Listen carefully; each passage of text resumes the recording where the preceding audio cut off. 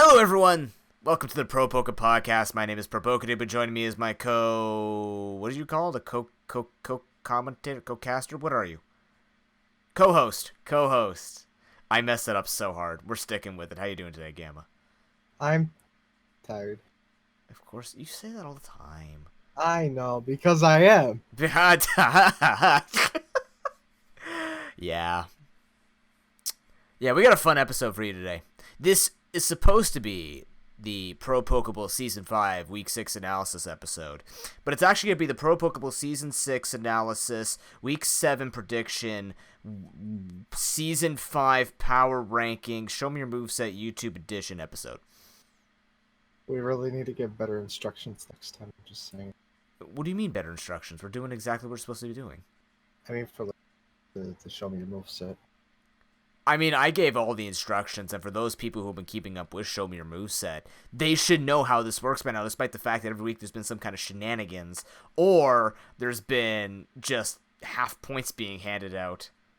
Listen, I felt bad. I wanted to give you the half points. Thank you, Gamma. Yes, I am in grade 2. Appreciate it. I do like the half point, though. I do like the half point. Godsparse would give half a point to me. Let's be fair. I believe that. Godsparse would be benevolent, and yeah. Depends on the percentage you roll. So 0. Sounds about right. Yeah, there you go. Okay, so the way we're going to do this today with the Week 6 analysis, we're not going to go through all 4 series. Gamma and I have both chosen a series to discuss, and we're just going to go through a pretty quick synopsis of all of them. I don't think... Well, okay, let me rephrase this. I am more interested in the projection of the final weeks of this tournament than so much the play. I think Gamma and I have pretty much made up our minds in terms of how we feel every coach is looking at this point, as well as whether or not we have a standard understanding of what's been working for people, what's not been working for people, the stereotypical behaviors that we could see or plays coming out of these coaches, and how we can kind of sort of predict the future. We're going to see if we're psychic types or if we are jebaited by numbers. I think that's going to be the purpose of this, because I do think, actually Gamma and I were kind of comparing notes, we're very similar in terms of how we think, which doesn't make for a very interesting show, let's be honest with you, but I mean, we'll make it interesting nonetheless, because we are interesting people, right, Gamma? Yeah. Yeah! I saw you had to stumble to hit the unmute button to be like, yes, I am interesting, hold on. So, sorry, I was taking a second to explain what Astral Chain is to her. I'm sorry, Ash who now? Astral Chain, it's a new Platinum game. Oh, yeah, that's the one with the robots, right? Sort of. The mech robot. Yeah, you know what? The best way I can explain it is Gundam? It's the people that made Bayonetta's JoJo inspired. JoJo inspired Bayonetta. You have stands. Okay, yeah. Oh yeah, they have the. So it's like Joker, isn't it? Isn't it like Persona where they have like that shadow that pops out and like, but they're like more pew and. That's a good way to explain stands. Yeah, that basically stands are Personas are stands because Persona came out after JoJo. Still. Sorry to get off topic. Is it stand or stan? Okay. Like stand as you stand up. Okay. So it's not when people say they stand something. Because I still don't get that reference. I don't know what that means. Because people say Chad and Stan. I'm like, who are these men and why are they all over the internet? I think I understand what Chad is. Oh God, don't say understand, Stan, because then I'm just going to get lost and I'm like... Sorry, I have slight list. I'm trying to say stand. Oh, okay. But the final question that I have about this entire conversation that went nowhere. Do they ever sit?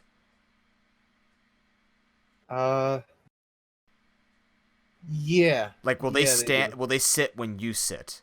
That's a good question. Like, do they just stand as... Because the way I think of it is like a shadow, then if you walked like halfway around a corner, they would kind of like get stuck, right? So do they... They're not necessarily a shadow. There's like different types of stands. Okay. There's long range stands, there's close range stands, like beefy dudes who have these fucking just muscle bound, like, just things that just punch stuff, and then there's people that like stands. Okay. And they have stands that can go far places, but aren't like strong, like punch them, beat them up kind of dealios. Interesting. That actually sounds kind of cool. I've always liked the idea of like an apparition super buff behind you. Like it's like Cyborg, but magical Cyborg in a sense that you're kind of infusing yourself with imbued power as opposed to just, pistons for arms and stuff like that. I can get into it. That's neat. I'm still not watching JoJo. Come on, you gotta watch it. Still not watching JoJo. If I watch it with you. No. Please. I don't watch shows or movies with people. That can be my pay for this podcast. You watch a JoJo episode every time I do an episode. We never talk about pay with anything related to twitch.tv/ProPokeNoob. Just saying. Oh, okay, sure. The mods are still waiting. I put out that pay statement 3 years ago, man. We don't talk about that. We don't talk about that meeting that we never had. Yeah. So, in the spirit of keeping segues very fluent in this podcast, which series are you standing today? Is that the proper term? I'm just gonna go with it, even though it hurts so much the way you put that. I'm gonna stand with the. Yeah. He's dead. He's dying from my references. Puns ruining anime. I did it.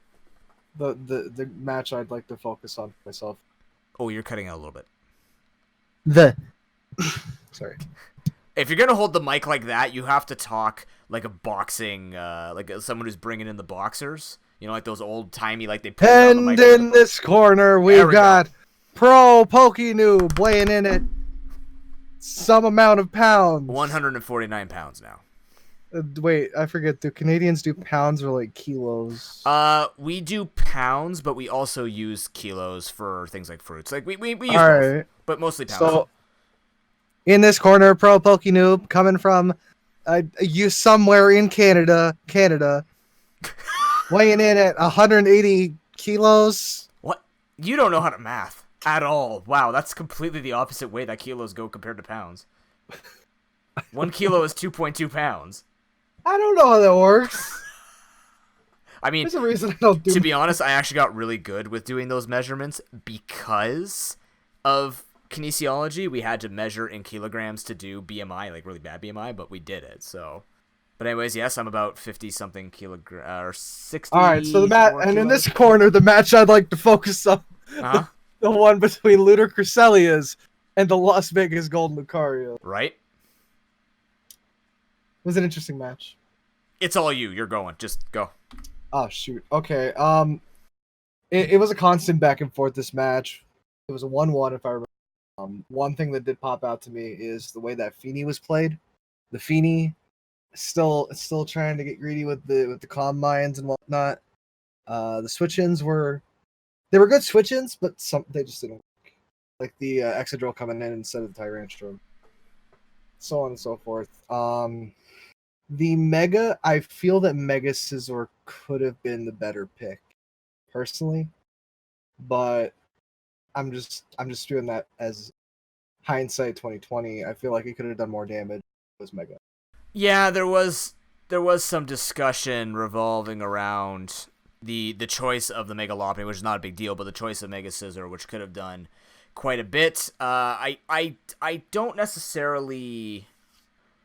It's a tough thing to talk about just that because I feel there is a bigger thing to look at, not just from Coma's side, but also the Lunar Cresselia side, is, first of all, a lot of movesets weren't changed up for the side of Las Vegas Golden Lucarios. So Coma pretty much brought the same things. Game number 1, it showed promise. He wasn't necessarily straight spamming high jump kick, despite the fact it would have done a lot of damage because he's expecting protects and things like this. So he is learning slightly here and there. But yeah, the Feeney against the Cryogonal was kind of making me hurt a bit here because there were a lot of things going away. I don't know. To me, this pretty much, as real as this is going to sound, this does define the bottom of the tournament battles. Because this should have gone one way in a sweep. You know what I mean? Like, one person should have taken this over in any match if the teams were being played to their actual strengths. I think I get you. I could see that being the case, expectation wise. Like here's so let me give you an example, right? This Megalopoly should have just dumpstered everything.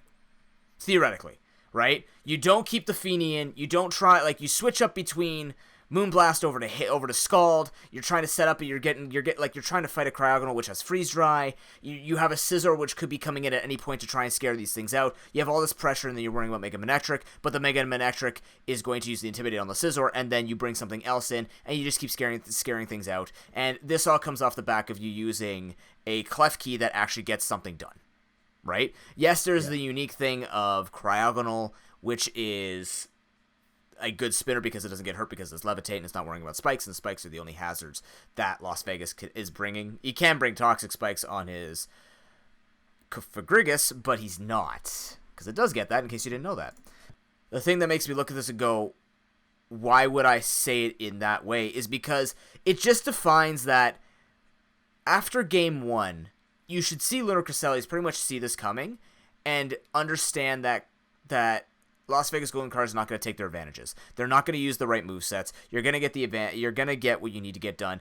And that didn't happen, right? Coma figures it out and just comes through with it. You start seeing the true extent of what's coming out from Lunar Cresselis' movesets, the plays, questionable decision making. Like there's questionable decision making on both sides, and this is pretty much telling us why it's going this way, right? Like why are both these coaches kind of suffering? You know, this Mega Manectric had free Volt switches all day and we don't see it. And then, like, I'm just watching game number 2 right now, and yes, you see a bunch of special attack drops, but why isn't, like the thing is, I don't know, like, why isn't Seismitoad alive? Why are all these things kind of happening? These Pokemon are just dropping. You could say he's getting lucky, like the Haze, you've got Haze on this thing. I don't know. I don't know, man. I don't get it. I feel like Mega Man was so free here to just keep Volt Switching, keep getting damage down, playing it differently, and then he just gets the Feeny and the Lopunny set up, which should have happened from the beginning. So either I'm expecting Coma to just take over this entire series, but then I get disappointed, and then I get baited because Tyler shows like, yeah, I'm just going to play it better today, and then it just turns around and Coma figures it out. Like, doesn't that make you feel like this is how it kind of goes when you watch any tournament, when you don't discredit anybody, but they kind of just catch you off guard and go, oh yeah, by the way, boom, light switch turns on, or light switch, you can't turn on a light switch. Light switch flicks on, and all of a sudden, you see a team in form. Despite the fact that all the other plays that preceded that win, or all of that winning conditions, did not look like it was going to do anything for them. You know what I'm talking about? I think I'm catching your drift. Probably going to catch a cold from that one first, because I'm pretty sure I was very messy to explain, but essentially, it just, both players, like, let's be fair, right? They're both at the bottom for a particular reason, and that right there showed, like, those two matches just showed, you take an advantage, and then all of a sudden, just, the other person figures out what their team should have been doing, and then it really makes you question, was this supposed to be a 1-1? I think 1-1 really defines what was happening here, and we did describe that a win for Coma here, which, in my opinion, was the favorite for this. But a win from Coma would have been a really big booster for him at the end of the season, considering he has the least matches to play and least points to gain remaining. So I think when it goes that nuts and kind of feels like a bronze game in Heroes of the Storm or League of Legends, something like that, where you're just kind of watching, like, this win condition, like, their team's just so much better, but the other team is just playing better, and then it just ends up, like, being a smash, and then someone gets killed by a minion, and then a Nexus explodes. That's what this felt like. It just kind of felt like everything just went all over the place, and nothing, like, nothing was shown, you know? Like, it showed that Coma figured out that Lopunny destroys everything when he gets it in safely. Feeny is set up. Once you get, you got special attack drops, you got lucky with that. But I don't know, it's just like, it feels something out the window for me. I can see what you mean. I don't know. When it came to that Cryogonal, though, I think that's where everything got tripped up on either side. The Cryogonal was doing damage, but also Feeny was trying to drop Scald on it time the first match. Which, I mean, okay, burn. That's fine. Just kept recovering. But the other thing is, it's objectively weaker versus Moonblast. That's the big deal. Oh, yeah. Like the Moonblast getting the special attack drop makes a lot more sense than Scald trying to get the burn. Because if you're worrying about stall, you have 24 Moonblasts, 30% chance to get that special attack drop. If that's your only play, you go for that only play. And I think he actually missed a kill because he went for Scald. Am I mistaken? In game 1, he would have gotten a kill and then he missed it. I'm trying to remember. There was something, like, I remember just seeing, like, he was moonblasting, and like, okay, this thing might actually fall because the haze is, and he just keeps setting up, and then he keeps taking the damage, and he just starts going for Skull. We're like, what's the burn going to do? The burn isn't adding up to anything. The moonblast is just better because hacks-wise, the hacks is a long-term investment that forces a switch, and if he can't do damage to you, you win that out because he can't beat you. So, like, that's what I'm talking about. Even if the win condition is right there, and even if it was like, yeah, we're ready to go. Here we go. Again, Como was the favorites. This is the way he's going to win. Because at the same time, we look at the other side. Tyler's not sending out Mega Man on these Calm Minds. We see the pattern. He goes for Haze. The guy's Calm Minding every other turn. Like, why not take that advantage and start going for free Volt Switches? You know what I mean? Yeah. And then you have an Excadrill in the back, especially in Game 2. Did he have it in Game 1? He had it in Game 2, not Game 1. He swapped it out for Tyrantrum. Right. I mean, Tyrantrum got benched. Yeah, so now you have this Pokemon that's coming in. It's like, yeah, this should be outspeeding, I'm assuming, with the Scarf, right? Just the way we know he plays his Excadrills. This should be outspeeding with the Scarf. We have Iron Head, we have Earthquake, right? Obviously, Earthquake's going to do more damage because It had water. X-Scissor, too. It had X-Scissor. Yeah, so there it is. It's ready for the Celebi. So it's all there, right? And you have these answers and you have these free switches, but it's just not happening. And yeah, that's really easy to say because when you watch the match, the problem is we're talking this way as if the match was going to play out to the win conditions of the teams. But because it was just sort of a, like, Feeney came out and just started doing stuff in Game 2, I don't know. They're not trying to outplay each other. It just went through the motions. You know what I'm saying? It's not a trash talk the bottom 2 situation. I think, if anything, this is just an example of what got them here, or rather what has not gotten them up into top 6 yet. They still stand a chance to get to top 6, but these plays need to change because it's like they're almost lucking into the win by just happening to have that sweeper in. It's like, oh, yeah, okay, click win button. You know what I mean? Yeah, I feel like this is a learning experience for them, honestly. Something to look back on and just be like, hey, I could have done this, and I could have done this, and I should look forward to doing this more.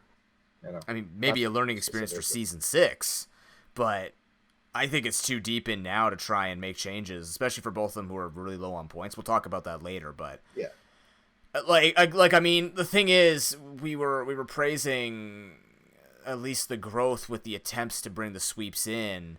And this would be the time for both coaches to be, hey, we can do stuff, right? Yeah, we might not be the top 6 material in this season, but we can at least show how we're playing it. And both, just, I don't know.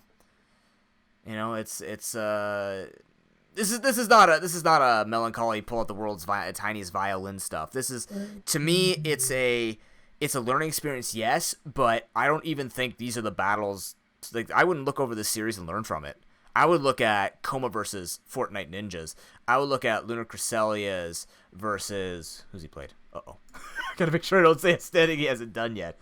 Like, I would look at playing the higher coaches because then that really defines what happened and why it didn't go your way. You know what I'm... Like, that's the way that I'm thinking about. Because in this situation, there was a clear winner. And it didn't happen. And when it happened... You're just kind of left wanting and going, you know, if he had just done all this in the beginning, Las Vegas Golden Cars walk away with 3 points. But they didn't. And then they started making the suboptimal, like the objectively and statistically suboptimal play. And you can't say anything else about it. That's it. Like, what else are you going to say? You're stuck. You want to give advice, you want to give learning advice, but the thing is this is the most basic of Pokemon. And... we know that both coaches are better than that. That's why Lunar Crescelius came out on top in Game 1, right? Tyler is playing it more consistently, right? He's bringing his team. He's bringing in the right Pokemon, right? He's abusing the Mega Man the best that he can, right? He's killing the Pokemon off, right? Koma's, again, doing the sticking in too long and trying to make things happen. And the sacrifices he's making for his team are not bringing in the Lopunny and taking over. He's not winning from these sacks. So when he's not getting the proper... Like killing off Pokemon is perfectly fine. A 6-0 doesn't matter. It's as long as you have at least one Pokemon live, and they don't. That's how you win Pokemon. So no matter how many kills you have to do, you can go from there. But you gotta do that. Like, you have to actually have purpose to do that. Yeah, no. You took the words. There's not much else I can add to that. Yeah, I think at this point we should put this series to rest because I feel like I'm clubbing them. To be honest, just 2x4. Sorry, I trust you, but you need this. I don't know. We're beating up their gaming IQ and trying to give them, you know. You know what I'm imagining? I'm not even imagining a 2x4. I'm imagining, you remember cheese? Like the dunkable cheese. Like the cheese sticks. Yeah, like the cheese sticks, but you like dunk it in the cheese. But you had like that little red. Yeah, the plastic red thing rectangle. You like spread cheese spread on things. Yeah, that's what I'm imagining. I'm going after them with just like this little like cheese thingy. Get. But the crackers always break. Do they? For me, they did. I think you just got really sucky crackers. Mine were fine. Guess there's a difference between. Yet another benefit for Canada. My cheese and crackers are better. But yeah, the series I want to look at is the Golden State Greninjas versus the Fortnite Ninjas. Went 2-0 in the favor of Fortnite Ninjas.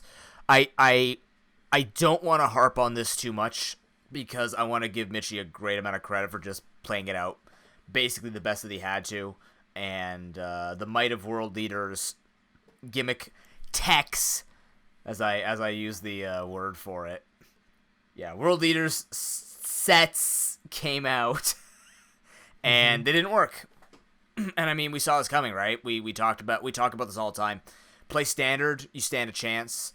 And if you take if you take the things that you saw from what World Leader was pulling off against Traverse City Thundurus and other series like that, it worked. But the problem is the sets that he brought this time, they were too far. I think he dipped too deep into his creative mind and ended up losing a lot more power, I think, than he gained. The Flygon moveset with the Iron Tail made sense, but at the same time, we're sitting here going, like, do we need to actually sweep with Iron Tail? Like, is this the thing we have to do when, you know, you're not going to get a chance to beat Mamoswine as Ice Shard? That Acrobatics, Covet, Fling, no item, Infernape set. Is this going to take out Conkeldurr? Which it did, but is this going to take out Conkeldurr when it has Mach Punch? Like, first of all, priority is the big thing here, but the other thing is, that's a one-game win. And that's so easy to beat once you see it coming through again.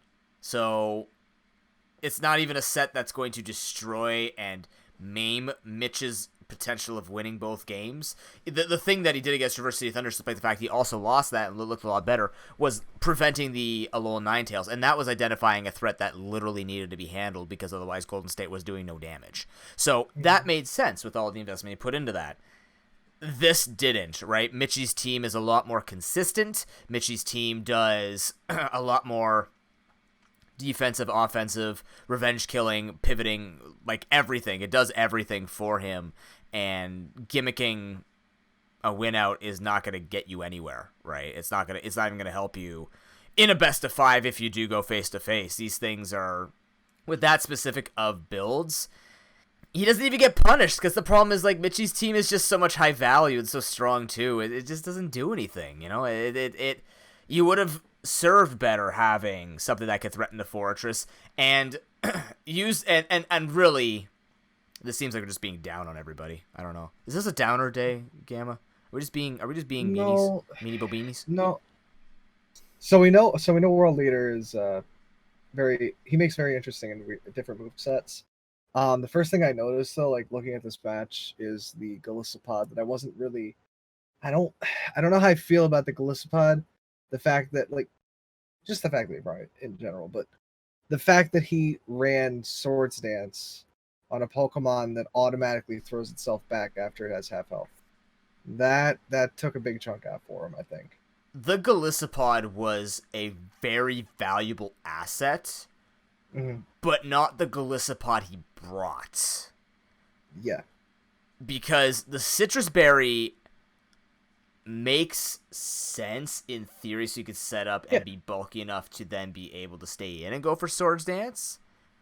But was that actually going to get you value to sweep? Because the problem is, this would work against a team that isn't so fast it could destroy Golisopod again, right? Because like it's sound theory. Let's think about this. He gets hit into range, he eats the Citrus Berry, goes for +2. Cool. Okay, now if you outspeed things, you destroy the whole team. Cool. Yeah. But he's base 40 speed, or whatever the heck speed he is. Like, he's slow. So he just gets knocked out again. Like, he just gets knocked back into emergency exit, and then he comes into some rocks, he gets emergency exited again. It's just, like,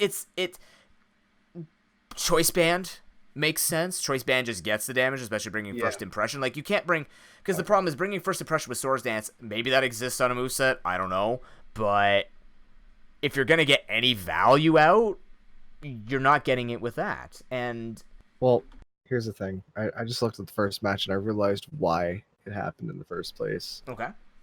He pulled a me. He got greedy. He got very greedy and he dropped the second Swords Dance. Okay. You don't do it. You don't do that with Golisopod. I'm sorry, but you don't do it because of that Wimp Out. That Wimp Out is so stupid. I hate it. Mm-hmm. It's emergency exit, not Wimp Out. They're the same move. I mean, ability. They're literally the same ability. It's stupid. Like, in my mind, this is what I would do. You know what I would actually do? If you wanted to run that exact same moveset, this is what you do. Mm-hmm. Swords Dance, Liquidation, Leech Life, Sucker Punch. Yeah. Or he just runs Choice Band and brings First Impression. He can bring Knockoff. He can bring a lot of things, right? Like this Pokemon gets a lot. It's RU. Doesn't it get U-turn? No. I would drop a U-turn. Gets X-Scissor. It gets X-Scissor and Leech Life. Leech Life's good, though. Because the Leech Life keeps it alive. So you can even run a bulkier set with Bulk Up or something like that. If you wanted to run it. I think, yes, there was potential for him to sweep if you could keep it safe. Like, you could do, like, max HP, max special defense, or whatever, and then you go, like, Bulk Up, maybe. That sounds silly. You want to go attack in there somewhere. You do some damage calcs. But, like, you build your Pokemon to be able to manage this, and he didn't. It just got romped. And it should have done more to Michi than we saw. And it just didn't get the value. But it's a, overreaching, and as we mentioned at the beginning of this episode, we're going to be talking about the consistent patterns that we see from everybody. Michi consistently just playing standard, getting away with all the things that he gets away with because he's not being challenged. Truthfully, right? His 2-0s, he's not being challenged. He is running away with a phenomenal build. He is running away with phenomenal skill. Initiator. Right now, against the current coaches that have existed, Initiator, Golden State Greninjas, and Lucarios. We haven't seen people who are going to challenge. The biggest chance would have been Ice Cold. But they didn't have the team they have now, and didn't have the understanding of what they could do. And like it's you gotta wait for top 3. You gotta wait for top 3 to fight him. You gotta wait for someone to push him because he's just doing his thing now. We haven't seen him sweat once at all, except for that one game against Coma, and Coma didn't have the moveset to beat him. So you have to look at him and go, he's comfortable, he's cozy, and then we have to look at World Leader's creativity, and he went over the edge. So now you can expect him to go through that anime trope where he's going to be bandaging himself up, looking up, he's gonna have some light apparition come down to be like, World Leader 9000, you are the chosen one by Gama-san and Pro-san, and you must take your creativity and harness it to a balance between chaos and victory to create Vicos? I don't know. My God, I just realized this is his redemption arc. There you go. This is where he gets what he's been getting. Is he going Super Saiyan? He gets knocked down a second, and then he comes back. and he comes back hard. So And a I Rocky believe in movie. him. So basically Rocky 7 now. Listen, it's an Or is this anime Creed trope. 3? Have you ever watched a shonen? Have you ever Who? watched a Dragon Ball? I've watched Dragon Ball Z. But, like, I only remember the episode where they charged up for, like, an entire 30 minutes, and then 3 minutes into the next episode, he misses. And I don't remember what happened after that. I remember them furiously punching at each other. I like that. That was cool. All right. It was like, that was awesome. What part of Dragon Ball did you watch? Did you watch all of it, or? Before he became... I think I ended off with him becoming a monkey. But don't ask me about... But you know how he turns into a Super Saiyan. That's, like, after, like, everything gets, taken away from him. That's like, my ass is beat. Now I'm on the ground, and everything is ruined. I was going to say, wasn't Super Saiyan out of anger? Yeah, well, that's because Frieza killed Krillin, like, super hard, and he's, like, super... Spoilers. I mean, it's not really. Krillin, like, dies every arc. Spoilers. It's not Wait, really? Yeah. What are you picking on the weak bald guy for? That's mean. I'm not picking on him. He's I'm the saying, joke. why do they do that? Oh. Because they made him a joke after But the he has first such a series. cool attack name, Destructo Disc. I know, right? That Hey, listen, it all works out for him. He gets 18 in the end, okay? He gets what? Android 18.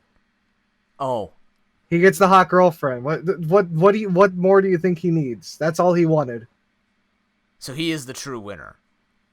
Isn't that in most animes though? Like usually you're all looking at these protagonists. Like in the end, I bet you that you're all watching One Punch Man. You got Saitama over there just killing everything, and then there's gonna be like his nerdy, or it's gonna be the guy who is doing those Saturday discount deals or whatever. He actually comes out as like the hero owning everything in the world. No, it's gonna be what's his name? I don't know anything past Saitama, and he likes his Saturday deals or whatever. Hold on, I need to find his name. Hold on. To complete our thoughts about World Leader versus Michi, this week basically, actually, in my opinion, solidified all of the opinions that I have about our power rankings, or at least my power rankings, because it felt very consistent with the way that I thought, not necessarily the matches would go in terms of points, but in terms of what I would expect out of every coach at this rate 6 weeks later. This is everything we're about to talk about in this episode will make a lot of sense to us because it's basically our feelings emulated in battle form about the coaches' performances and their projections going into top 6, going into playoffs, potentially taking the whole thing. That's the whole point of our kind of short week 6 analysis. What do you got for me, Gamma? What have I got for you? I thought you were gonna give me the anime. Oh, I looked up the.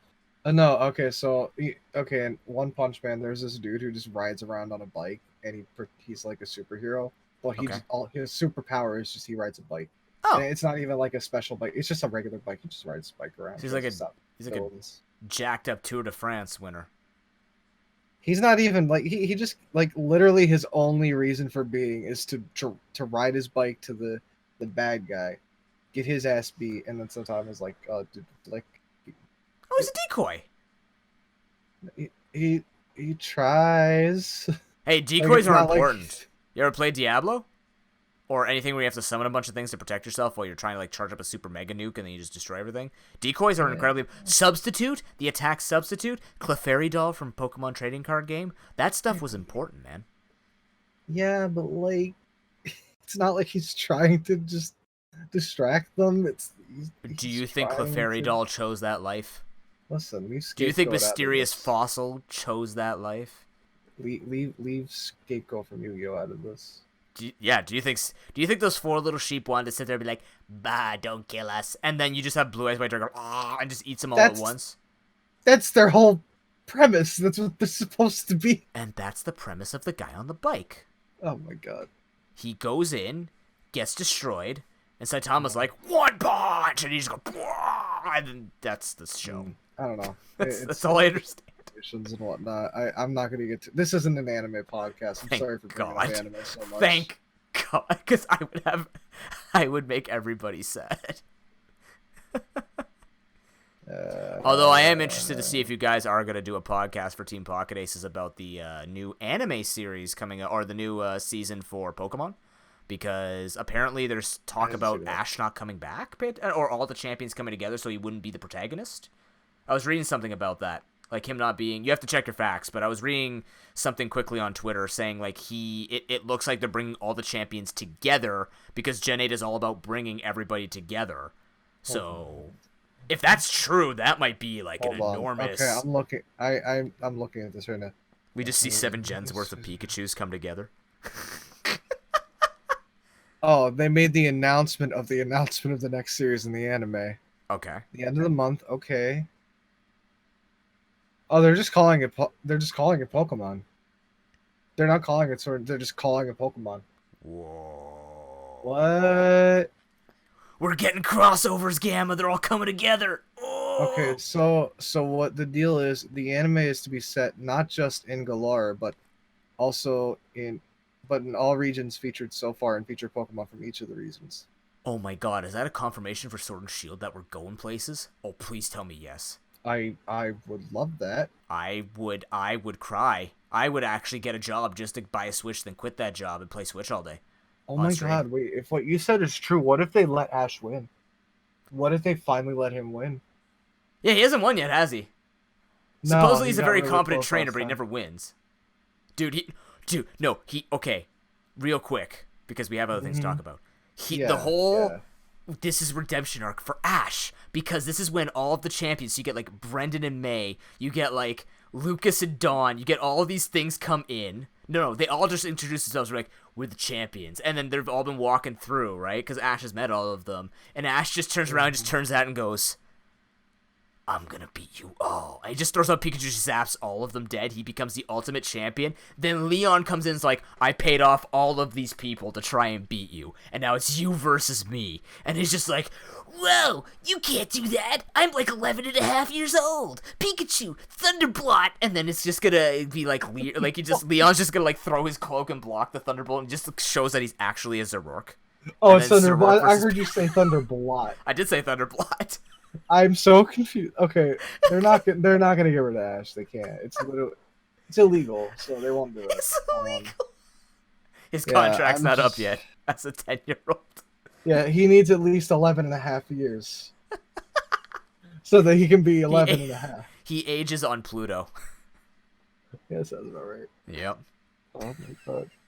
What are we doing? All right, well, thanks for that news. We're doing an anime podcast at this point. All right, guys. Power rankings of Sailor Scouts. Let's go. No, I'm kidding. Let's actually. Yeah. Well. You know what? This is gonna be a Sailor Scout discussion.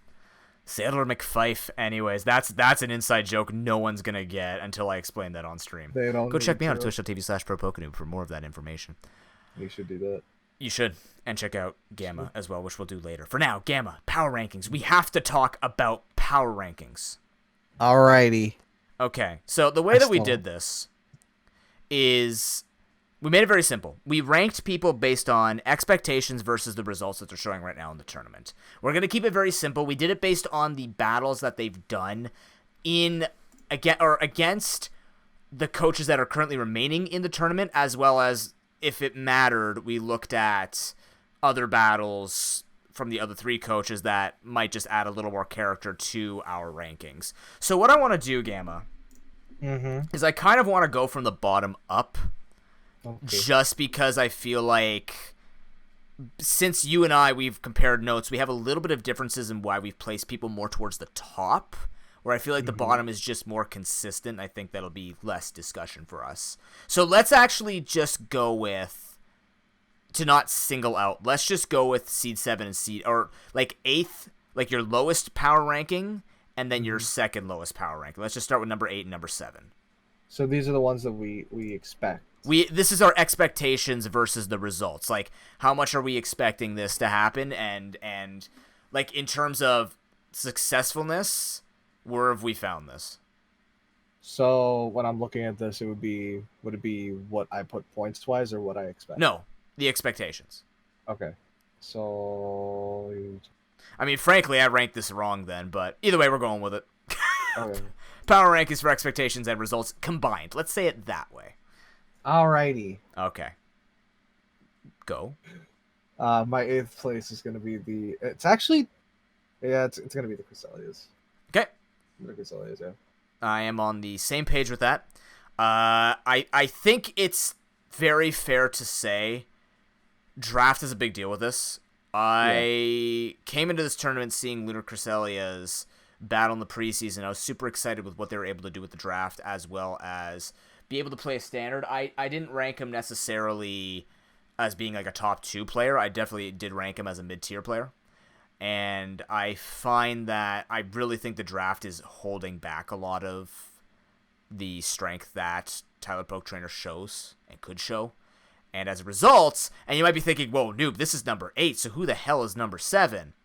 Based on the expectations and the results, the reason why Lunar Cresselia for us is at the bottom is because we were looking forward to a much higher level from Tyler, and it just didn't show up. It's not gonna show up, and if it does, it shows up. He could still make it into top 6, but it's going to be like, we need to see preseason Tyler. We need to see what he can do with this team, and now he's brought on a new Pokemon this week, which we'll talk about later. But at this point, it's been kind of sad. It was really exciting, and I'm not saying that I'm disappointed in Tyler, but I am saying that there was going to be an element, kind of this dark horse upcoming kind of trainer that just oh my god, I call him a trainer.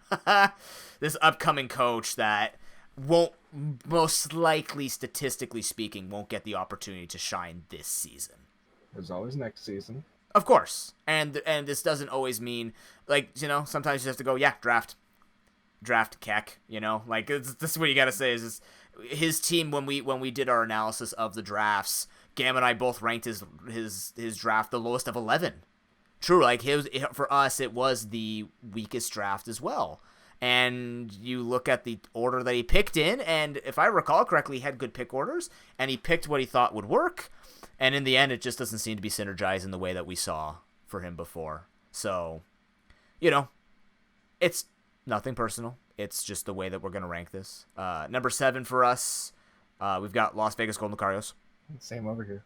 Go Gamma. What do you expect from me? I expect you to... I don't expect you to talk, Mr. Gamma. I expect you to okay, die. Well... That was James Bond. I guess I'll just die. And Gamma has been incinerated by the Independence Day alien spaceship. Guess we have to go out and flare. Alright, now I'm Yoda. Now I'm Darth Vader and shit. I'm a ghost now. What? Darth Vader's not a ghost? Yeah, he is. Huh? Did you not watch the 6th movie, noob? Okay, episode 6 or number 3, which was the 6th movie?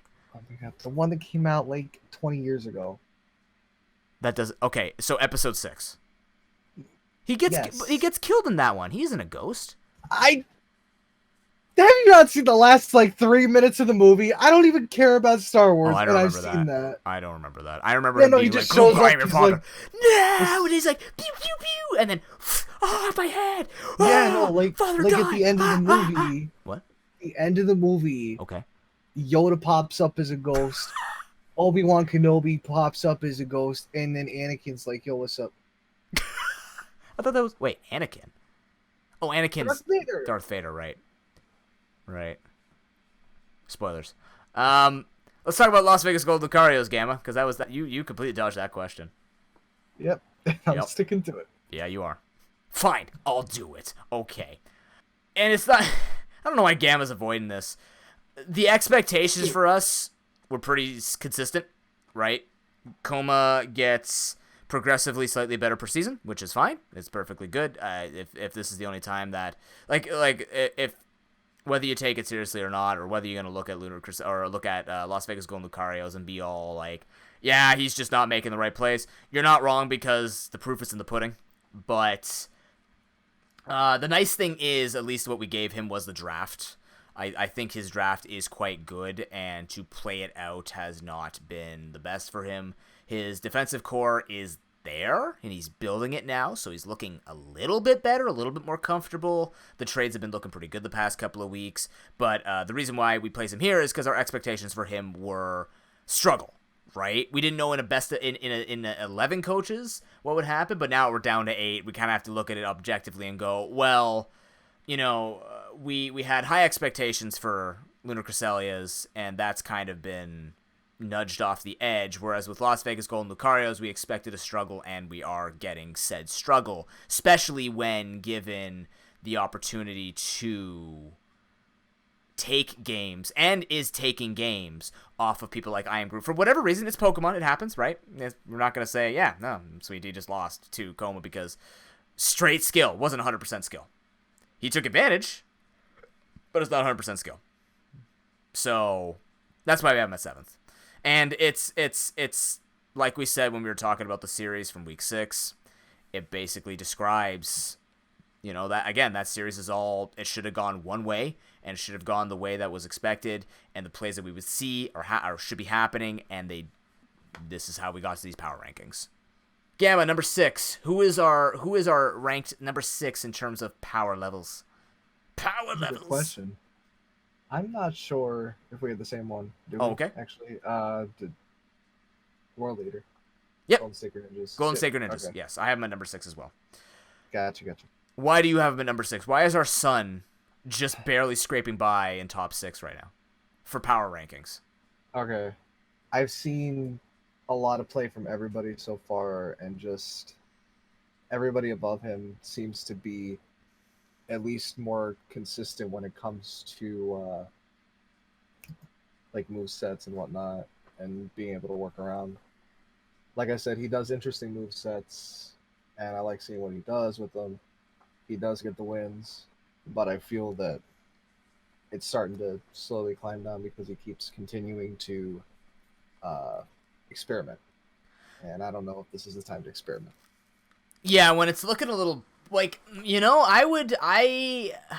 it's kind of like that new player vibe when teams get a new player in sport or esports, and they kind of get this rush and they start doing really well, and they're like, oh, is this the resurgence? And then the hype kind of falls off, and then it's like, oh, it's Golden Sacred Ninjas. You know what I mean? Like, yeah. It's World Leader. But that's not saying World Leader in a bad way. No, it's like, it's the fact that, yes, you are correct. He plays creative movesets. So it would be, well, like, you're looking at me all weird, Gamma. But yeah, no, the way you said that sounded really like, oh, it's just World Leader. But here's the thing. We say the same thing about Ivan. Right? It's like, oh, it's just Ivan. People say that all the time. Oh, it's just Ivan. Oh, you guys put him on a pedestal because he's Season 2 champion. Now look at him, right? He's dropping rank. Like, people talk that way, but the thing is, you have to look at it and you go, if you're going to play with a focus around creative sets, it's inconsistent, right? And the only way that you're going to make a name for yourself and get into higher rankings, this by no means, by the way, makes World Leader a bad player. But this does mean when you have to look at expectations and results, the results aspects are lacking. Yes, he's gotten those wins with these sets. Yes, he's experimenting. But like you said, it's the experimentation at the time of risk because he doesn't have a lot of points left to grab. He needs to stay afloat if he wants to make it to playoffs. And then on top of that, when we rank top 6 and he's in that discussion, how do we talk about a guy who might be okay in the elimination rounds, but when you go semis and finals, you have one set of Pokemon you can bring. You have one roster of 12 built a certain way that you have to worry about. And he wins off of specific picks. So yeah, he can win the elimination round. Yeah, he can win semis. When he goes to finals, his team is not prepped for a finals team from the other side. So unless it just so happens to be the most intuitive and ingenious builds, by that point, you're probably just playing standard, right? Like, he's just playing standard. That's not World Leader style. So, he's not ranked based on, ew, it's World Leader. It's not that. It's World Leader, and it's his creative sets. And you have to expect that what's winning right now, not that. Gamma, I had Snickers today, I swear. I ate a Snickers. I'm okay. I'm just looking at your eyes starting to, like, bulge. It's how, like... Yeah, no, they're like almost out of sight, guys. It's really a little creepy. It's because honestly, we should just be doing this video podcast at this point. Oh man, this would be a disaster. I don't even know how I would edit that though. That'd be a hard edit for me. That'd be a really hard edit. You have to be a lot more camera. You have to green for screen that. a shirt on me. It'd be weird. I would lose my body because I'm wearing a green shirt. just be floating. I mean, that's all you see, anyways. Is just my head. So just put like a galaxy background. We'll have a Galaxy t-shirt. No, I would have Moose walking behind me Just nonstop. just Moose in the background. Actually, you know what would just be a like really nice walking around. background? Just like falling What? maple leaves. That'd be nice. That'd suit. Like just kind of like an autumn feel. That'd be cool. That's lame. That's lame. That's lame? I have like a skeleton riding a motorcycle. Yeah, but you're riding up edgy, a Gamma. ramp. You're an edgelord, and you embrace that. I'm kind of like the lovable, sort of like calm but brings the hype type of thing. So okay, this is what you do. You take maple leaves, you paint my face on it. There you go. Maple leaf, it's my face on maple leaves falling from a tree, which is the community. Oh, that's straight me. Come on. It's that cheesy stuff that you're loving it. You're eating it up right now. I'm hungry now. Thanks. From maple leaves? No, you just reminded me about eating. How? Oh, eating it up? Yeah. Gamma. I know. We're in a podcast. You can't eat right now. Well, you have multiple times eaten in this podcast, but I have actually. Yeah, that pulled pork that other time was real good. that was probably really good. I gotta pick it up again. Not right now though. Right now we have to finish off our thoughts about Golden Sacred. Yeah, we gotta talk about them and how they're the pulled pork of this competition. They taste delicious, but you don't know what to expect every time. No, wouldn't that be like an every flavored beans box? You reach in, it looks like something you're gonna get, and then you may or may not get the expectation. I don't know. You know what? Honestly, with those things, I never understood them because I don't really differentiate the taste. That's They're fair. just sugar to me. Yeah, some of them would probably taste much worse. Like some of them do have a much worse taste. Others just like, that's what it's supposed to be. Okay, cool. I've tried the nasty ones. They're not. I literally didn't know this. It's fair. Yeah, World Leader I think can be described as having a blindfold and throwing darts. I think that's the way it goes. But not in the terms of the inconsistency that we would compare to other coaches. I would say in terms of the creative moveset is the dart, and then we just see if it hits or misses the mark. If it hits the mark, he's getting a bullseye. If he misses it, it's off the board, piercing some old lady's foot. Like, it's... Oh god, no, Dolores, why? Oh, yeah, Dolores is in there with her, like, jacked bicep with her I Love Gamma tattoo. She's just flexing, be like, Ma, why did you shoot that dart at my foot? The bullseye's over there. Oh my god, I hate this. Number 5, Gamma. Who do you have at number 5 for your power rankings? I have the Manchester Metrics at number 5. Same. Really? Yes. I thought this was the one we differentiated on. Nope. Despite the fact that Manchester Metrics are in 3rd, I have placed them as 5th in terms of overall performance and strength in this tournament. Gam, I want to hear your reason, though. Why do you have him at number 5? I have a very specific reason based on history. I want to know why you have him here. Mine is based on the season's history. Okay. Just with the amount of losses and I don't know, just the way he was playing. I just don't take this personally, Ivan. I'm just what I've been. Oh, we're way beyond that, man. Listen, I'm not trying to hurt anybody's feelings. We're never trying that. What my gut is telling me, and I just feel that the past matches haven't been up to what I expect, and I know you can do higher up. What did you expect out of these matches? Just out of curiosity. I expected Season 2 ProPokePodcast champion. Now, to be fair, Season 2 ProPokePodcast champion Ivan had a much stronger team overall, in my opinion. And, well, maybe not a much stronger team, but I think there were a lot...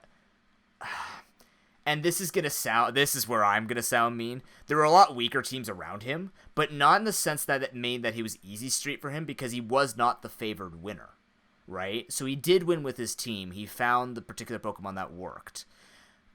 I would say this time that the competition is much more competitive in terms of the team comps he needs to think about, and he has done a good job with choosing the Pokemon that should be able to manage it. For me, my 5th overall power ranking for him comes from the fact that it is so 0-2 or 2-0 that it's very difficult for me to see him go far in terms of playoffs.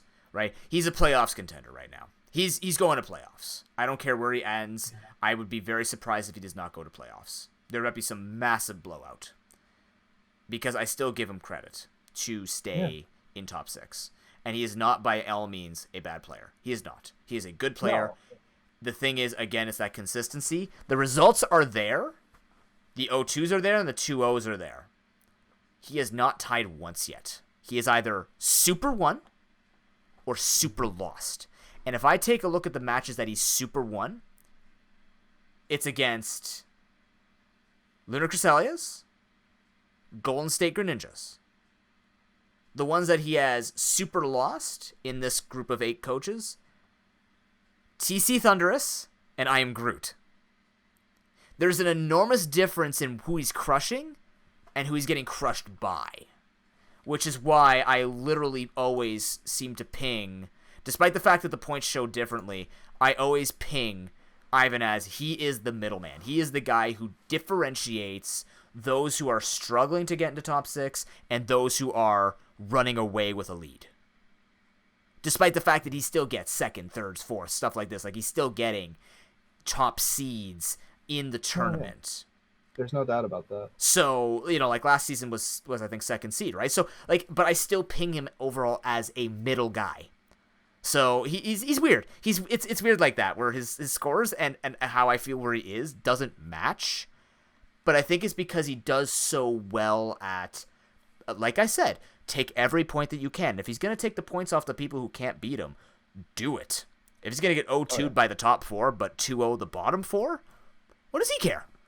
Right? Like, he's staying above. He's staying afloat, right? That's how you make it into the playoffs, and then the playoffs might be an opportunity for him to learn a lot. And I think he learns. I think his best play or his best learning experiences come from playoffs, right? Whether he makes it through to semis or whether he's winning anything in semis, even if he gets 3-0'd, I feel like that is sort of the plateau that we now see Ivan having to bust through and continue on his rampage of becoming a better, or like becoming the top tier player in this tournament, right? He's been in every Pro Pokeball. He has shown amazing results since Season 2. He has shown better team drafting. He is adapting very well. He is bringing things that are working. And he is either really crushing. He's a feast or famine. Like I said, he's a feast or famine player. It's not about necessarily just adaptation. He's I super win or I super lose. And if that's the way that it's going to go, that's why I place him as 5th overall in power rankings, because you see adaptation, but the adaptation doesn't work, right? He sticks to what he has, and it's like, well, I'm just going to drop this, move on, hope to God that the people that I fight are going to be the ones that I can beat. Maybe I'll randomize into an elimination round where I can beat the person, go to semis, if he doesn't make top 2. That's how I see it, and that's not taking things away from him. It's just saying that's the way that I view Ivan. You know what? I'm going to make a call right now. Okay. Actually, contrary to what you've been saying. Okay. I don't think there's going to be a single match where Ivan gets 3-0'd. I think he's going to at least run away with a point. Okay. When it comes to him, when you start doing matches that are more than just 2 matches per. So, what evidence would you have? And this is not to call you out on your opinion. I do. No, yeah. I do feel like I am focusing way too hard on the fact he hasn't tied yet, and he's either just winning or losing. Right? There's no kind of in between. In a best of 5, it'd look interesting. Like, it would be an interesting series. What would you say then would be the redeeming evidence to show that Ivan would be able to keep and come back in a series and keep it competitive? The thing is, I think with these matches where he got 0-2 or 2-0, I feel that if he had the second match, he would have been able to pull it away. You mean like a third match? Learning through. Yeah, if there was a third match, I feel like he would have learned by that point to be able to pull at least 1 point out of those 3 matches. If I recall correctly, I think he was actually doing worse in Game 2s in losing series because the people he was playing were learning about his teams and just consistently sweeping him more. And he is prone to tilt. We've seen it really hard. We've seen a lot of tilt. And we're not talking like early rage quits or stuff like that, because you can just do that when you know you're destroyed and you don't want to just reveal stuff. It's a tactical way to just reset and don't let the tilt get to you, because, when you're sitting there, you're just watching your entire team getting swept. You don't want to watch it. Just quit and go try again, right? Like, you already know what your mistake was. Just quit at the mistake, learn from it, try and move on from it. I want to say he can, and maybe a best of 5 would make him feel a little differently because then he might pull out something in game 3 type of thing. So you could be correct, and I do want to give that credit to Ivan because he does have the experience to figure that out. He might be kind of a little greedy with trying to hide some of his information, although he's very liberal with showing off his hidden moves for certain people. Shout outs to that ancient power to Tangrowth that works so well. But I hope that you're right, Gamma, because I really do want to see Manchester Manectric make that really good run in the playoffs again. Because at this point, based on the way it's looking, I do think he will be a 3rd to 6th seed, the way that I'm predicting when we talk about predictions for that for the end of season rankings. And if he does have to come to that, I want to see him make that run. I don't want to see him fall behind 0-2 and then have to make the run back. I want to see him take control and dominate, because if he gets momentum and he sees that he is winning as a momentum, then he's good to go. But if that's not happening, then we're seeing what happens with the flip side of that Jekyll Hyde situation when it comes to Ivan's scores. But I do have faith. Like, having said all this, I have faith in all the coaches, and I especially have faith in someone who has played in multiple Pro Pokeballs and has all of that knowledge and just all of the feelings and all of the stress, right? Like, for people who are really trying to become a champion or a 2-time champion, right? First time a 2-time championship. He's had it multiple times. He hasn't gotten it yet. So you know the man's hungry. You know he's going for it. That's actually another thing I was going to drop here. I don't know. I feel that if it doesn't happen this time, I feel that Ivan will be the next person to have a 2-time championship in the Pro Pokeball. Quote that right now. Episode 9. Turn it into the press. I don't know. Episode 9, I think? Yeah. Figure that one out, guys. That's episode 9. Ivan, guaranteed, even if he 2 times this season, will be 2-time next season as well. He will 2-time. He'll get the double. Beautiful. No, I'm saying if he doesn't get it this time. If he doesn't get it, yeah, no. And you know what? I do think there's still a chance he can do it. Of course, but I actually I very much do like that statement that if Ivan doesn't get it this time, I think that push for seeing that there has been another 2-timing champion, like another 2-time winning champion, will like kind of give him that pedestal to grab and go for. Because it is motivating, right? He is someone who tries very hard, and of course this tournament's open to people who try really hard and people who just want to play Pokemon.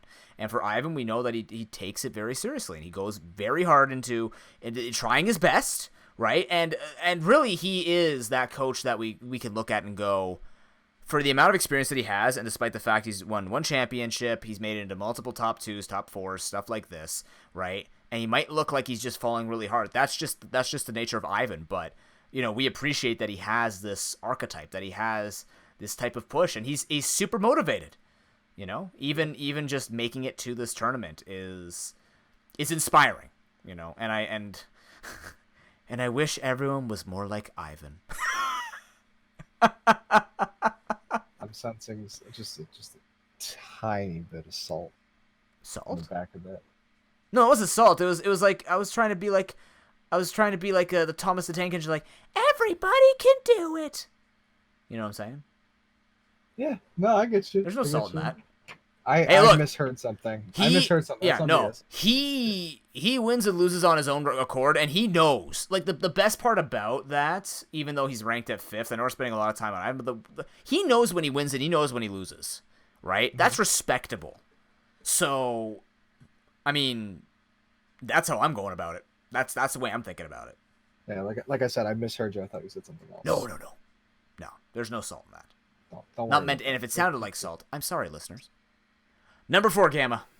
Who do you have ranked as your number 4 for power rankings?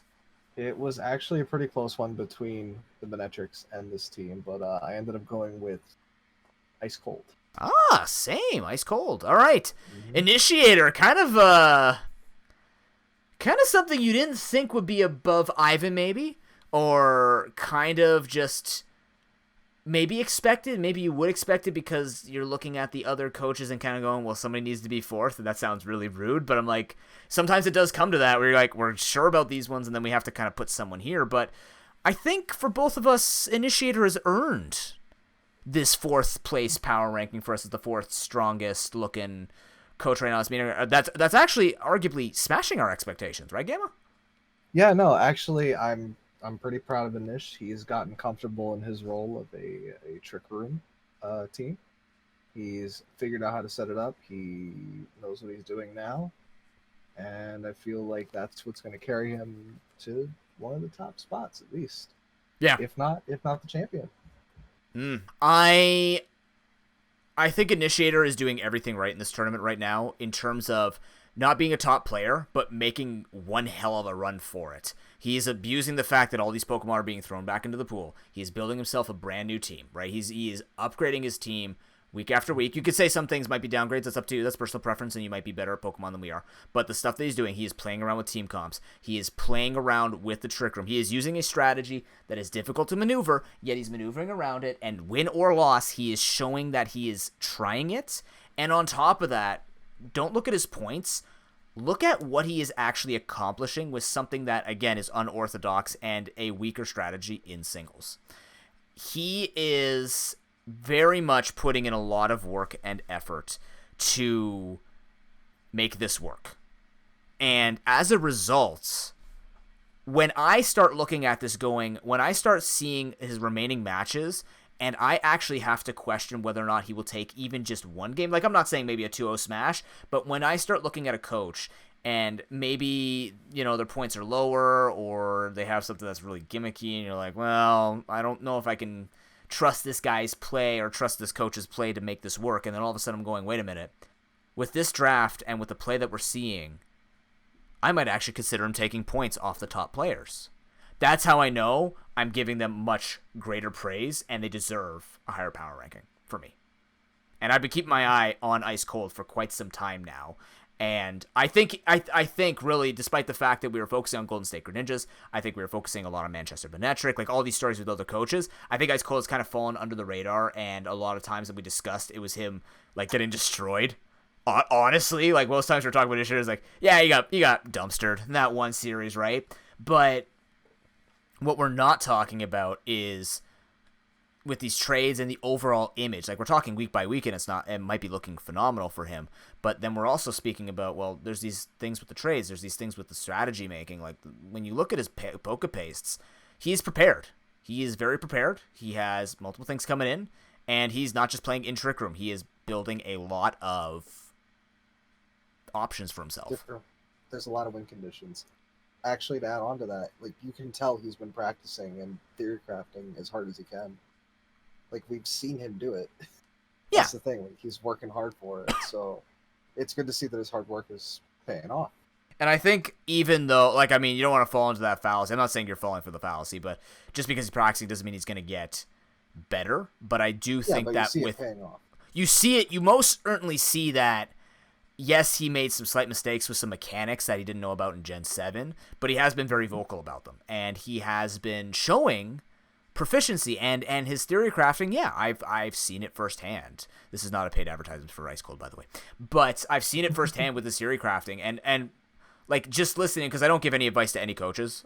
That's against my morals. Like, if they ask me something about it, I'll tell them about, like, if they're like, oh, did they have a spinner? I'll be like, yeah, they have a spinner. Like, I'll answer simple questions like that, but I won't talk about theory crafting until after the week is done. So when he's talking and I'm going, and I'm like, wow, well, he's already figured it out. Like, I don't have to hide it. I'm just gonna be like, yeah, you're right. And he's pretty on target with it most times, despite his score. So, imagine what he could have done if he had.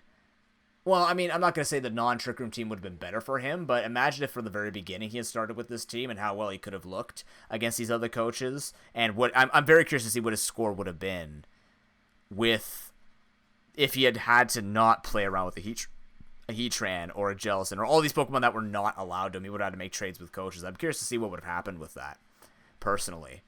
But in the current iteration of what he has access to and what he's been making work, I'm placing him pretty high on this list. I think that he is top 4 for me. Or I don't think. I am making him my number 4 for overall power in this tournament. I agree with you.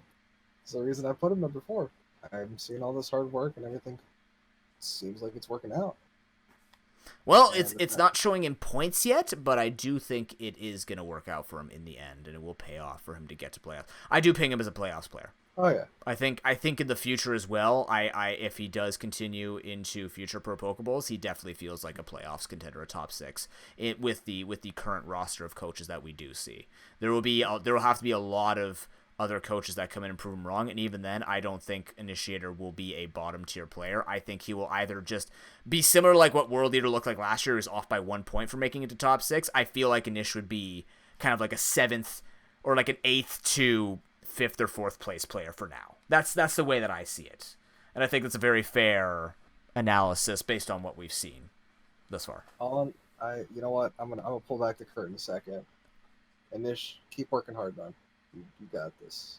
Okay, pull the curtain back on. It's back. There you go. Number 3, Gamma. Who is your 3rd strongest team ranked right now? This was another tough one because honestly, I have the same opinion about both of them. But my number 3 is gonna be I Am Groot. Same. Mr. Sweet D. Mr. Sweet D. Why'd you put him at number 3, Gamma? I don't. Honestly, they both. He has a pretty solid team. I've seen him play. This one was more just a gut feeling than any kind of sound logic. What is the gut feeling about this though? What is the gut telling you about Sweet D in terms of overall strength in the tournament? I'm not talking about placings, but what is it telling you about what is your gut saying about I Am Groot right now? Don't you dare say it's saying I Am Groot. I don't know. It's just his solid team and the plays he's been making, and I mean it shows in the points he's been getting these 1-1s, whereas up people above on the list have not been getting as many. Yeah, they've been getting 2-0s. Yeah, exactly. So that's basically why I dropped that there, I guess. I guess that's why good old gut was like, hey, put that there. Put that one right there. Yeah, I literally what you've said about Sweet D, like he has made all the right. There are arguments. I will say there have been a couple of series where a couple of games similar again with that Feeny with the Terrakion and using Rock Slide and missing. I will say that there have been very few minor mistakes that Sweet D has made that has cost him a bit of pressure, either in a game itself or just in terms of like, oh, it slowed him down slightly. He sweeps 2 turns later now or whatever. Yeah. But literally, he is number 3 for me right now just because of his points. That's all there is to it, right? The man has, I still think, did I rank him as number 1 for my draft back in the beginning? Or did I rank him as number 2? Do we still have those? What's that? Do we still have those rankings that we said? I can't remember if I said Mitch or Diego has the strongest. I think the consensus was Diego has the strongest comp. I don't know if I would say the same thing, but it does feel super powerful if he does get if the wrong Pokemon is banned. I think he works really well with everything that he's given.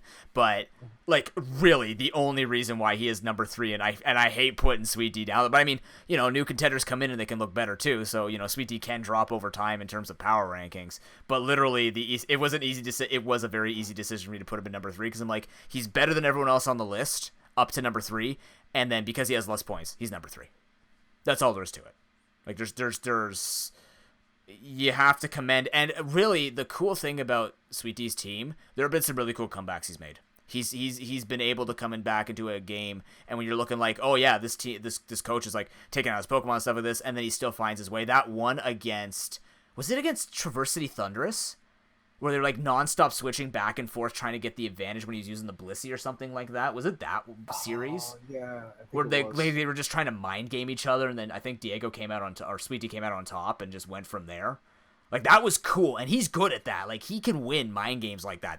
That's what Sweet D really comes with is the ability to see ahead, and that's just good Pokemon playing and experience in Pokemon playing. He really, really, really, really, really showed that well.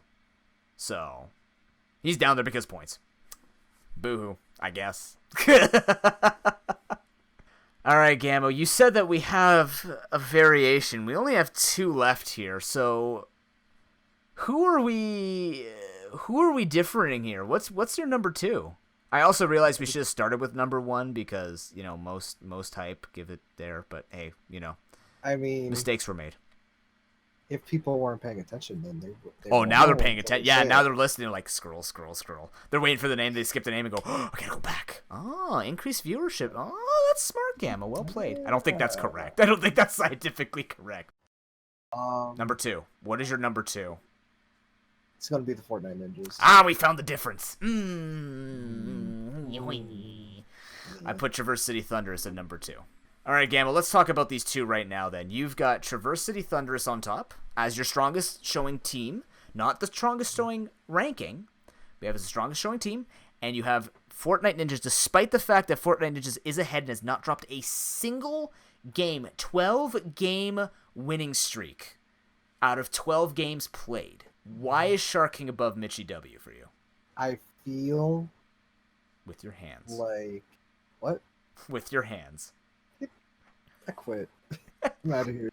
No, come back. Gamma, please. I need you. You're lucky I don't feel like standing up. Is that all that stops people from getting fired? They're like, I don't feel like leaving right now. Yep, you're rehired. Well done. Honestly, it's probably gonna be a real short description for me, but honestly, when I look at both the coaches, I feel that TC Thunderous has the edge, just experience-wise. Personally, that's not to knock on the Fortnite Ninjas. I just feel that if anybody's going to pull this back, it's going to be TC Thunderous. Pull what back, though? A win. The Between win. the two? If it were between the two, yeah. Okay. We have finals predictions already happening, and we're only week 7. Well, we're close to it, actually. I mean, finals will be in sometime in October. We both know that they're both going to be up there. They're both going to be probably the biggest coaches for the competition. But based on points, really most likely. We don't see them dropping anytime soon. Yeah. So, my rankings for Fortnite Ninjas at the top is the fact that with Shark King's wins, again, this also pushes him. I would have actually put him in 3rd if the points between him and Sweet D were kind of closer. But what puts, for me, Shark King in 2nd place is the fact that I feel like his comp is harder to play, whereas it's not harder, it's just I don't find that the hyper-aggressiveness is pulling the weight that Mitchie has felt, where he is just like, yeah, my team does it all, and I'm just smoking everybody. He hasn't, to be fair, Fortnite Ninja still has to play Lunar Cresselia, Manchester Manetric, and I Am Groot, right? So we have Ivan, who he will probably have the mental edge over, considering that they've played against each other a few times now in multiple seasons and stuff like that, and we have always seen Mitch come out on top with that. You could see I Am Groot happening, where these two play together a lot and practice together a lot, so like they already have a mind. You're gonna have that Sherlock Holmes or that Xavier fight from X-Men Apocalypse or whatever, where they're just literally beating each other up in their minds. That's gonna dictate a lot of the matches because they can't practice against each other, so they have to literally so much, or if they do practice against each other, there's going to be too much for them to have to worry about. But for me, I feel like Shark King's wins have been harder for him to acquire, and that is because he has a harder strategy. So if I want to put a coach who I would trust, if I had an organization that was to hire one of these coaches to play on my behalf, and based on the teams that they're bringing and the skills that they're bringing and what they're having to do, the consistency falls for me with Mitchie W. I think it's just he's looked too good in everything that he has won. Very little struggles, doesn't have to budge, doesn't have to reveal too much. He doesn't have to reveal anything. He's showing exactly how you play standard Pokemon, and he's built the team around that. It's gotten some very good things. People are cursing the Bulu. They're like, oh god, I have to choose between Bulu and Latias. And then he's bringing out other Pokemon who are just doing the work too, and you're like, well, yeah, that's just a good sign, Shoutouts to Gengar, literally just cleaning many houses these days, running a Molly Maid for God's sake at this point. So he's done a lot in my eyes, and for Shark King, he's also done a lot in terms of the consistency and the experience. I would actually put their experience kind of even.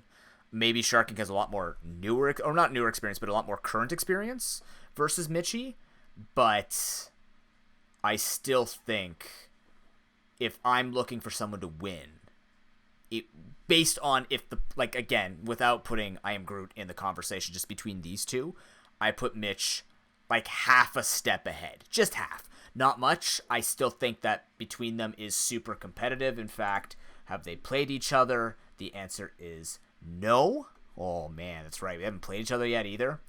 And that's why my predictions for it is going to be super freaking kind of like cop-out. They're going to tie. Because I can't make a decision. However, if there was going to be a 2-0, I would weigh more heavily on a 2-0 for Mitchie W. And on top of that, it's not even just about that matchup. I would weigh more heavily on Mitchie W just getting the 2-0s and getting more results, consistent results, and convincing results over Traverse City Thunderous in this iteration of what the tournament looks like. I can understand where you're coming from. Also, I just pulled up the schedule. Hold on to your pants, everybody, because that match isn't going to happen until the last week. Yeah, that's the... Oh, man. If those points intersect... What are they at right now? They're only 1 point between each other, right? I think so. 18 and 17. Yeah, if there's something of a slip, like let's say I Am Groot takes a point off of Fortnite Ninjas, and then you see these two just literally consistently going... Because actually, if we look at this right now, Traverse City Thunderous is on a... Oh, no, they've tied twice. So... But Traverse City Thunderous has 10 wins, and Fortnite Ninjas has 12 straight wins. If they just end up being even, and they end up in the final week fighting for first seed, oh my god, dude.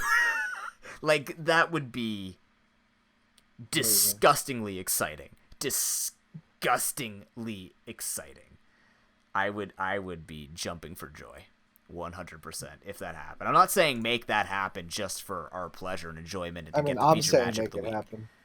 Make it happen. Yeah, Gamma's not an unbiased fellow. He has his biases. So. Listen, I think they're both great coaches. I had to choose one, so I went with it. All right.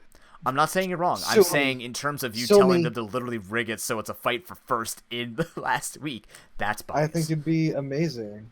But if it happens, I mean, it's not unrealistic. There is a chance that Fortnite can drop a match to Sweet D, legitimately, right?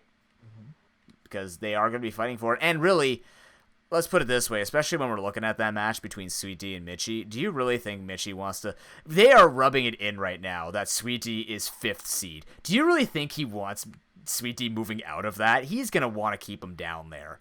Like, you want to... You know what would be even better if Inish climbs 2 and Sweet D ends up in the 6th seed because of everything that's happened to him in this season? That would be just... That's just friendliness showing off, and that's just something you pick on him forever. Even if he ends up winning the tournament, you're just like, yeah, but remember you were 6th seed. Because then you have, like, Sweet D being like, I was 6th seed, and now I'm beating him. We're all like, you're not actually 6th seed material, but whatever. And then you won. Cool. You know what I mean? Like, it'd just be so much sass and sarcasm. So I'm pretty sure Mitchie W wants to keep him down. Yeah, I can hear it now. Not that we ever condone win training anyways, but I'm pretty sure there's going to be the extra want to kick Sweet D while he is like down there and not up with the upper echelon of the highest elitist of players. Well then, you know what? I guess what would we call this our featured matchup of the week? It's definitely our featured matchup of the week. Yeah, it is most certainly, and that's not just because we have two like of the best players in the channel. It just makes sense. Their skills, like their points aren't even remotely close. Fortnite Ninjas at 18. I Am Groot at 13. I am more interested in, these are two players that practice a lot together and they have a lot of history with each other, with practicing with each other, with theory crafting a lot together.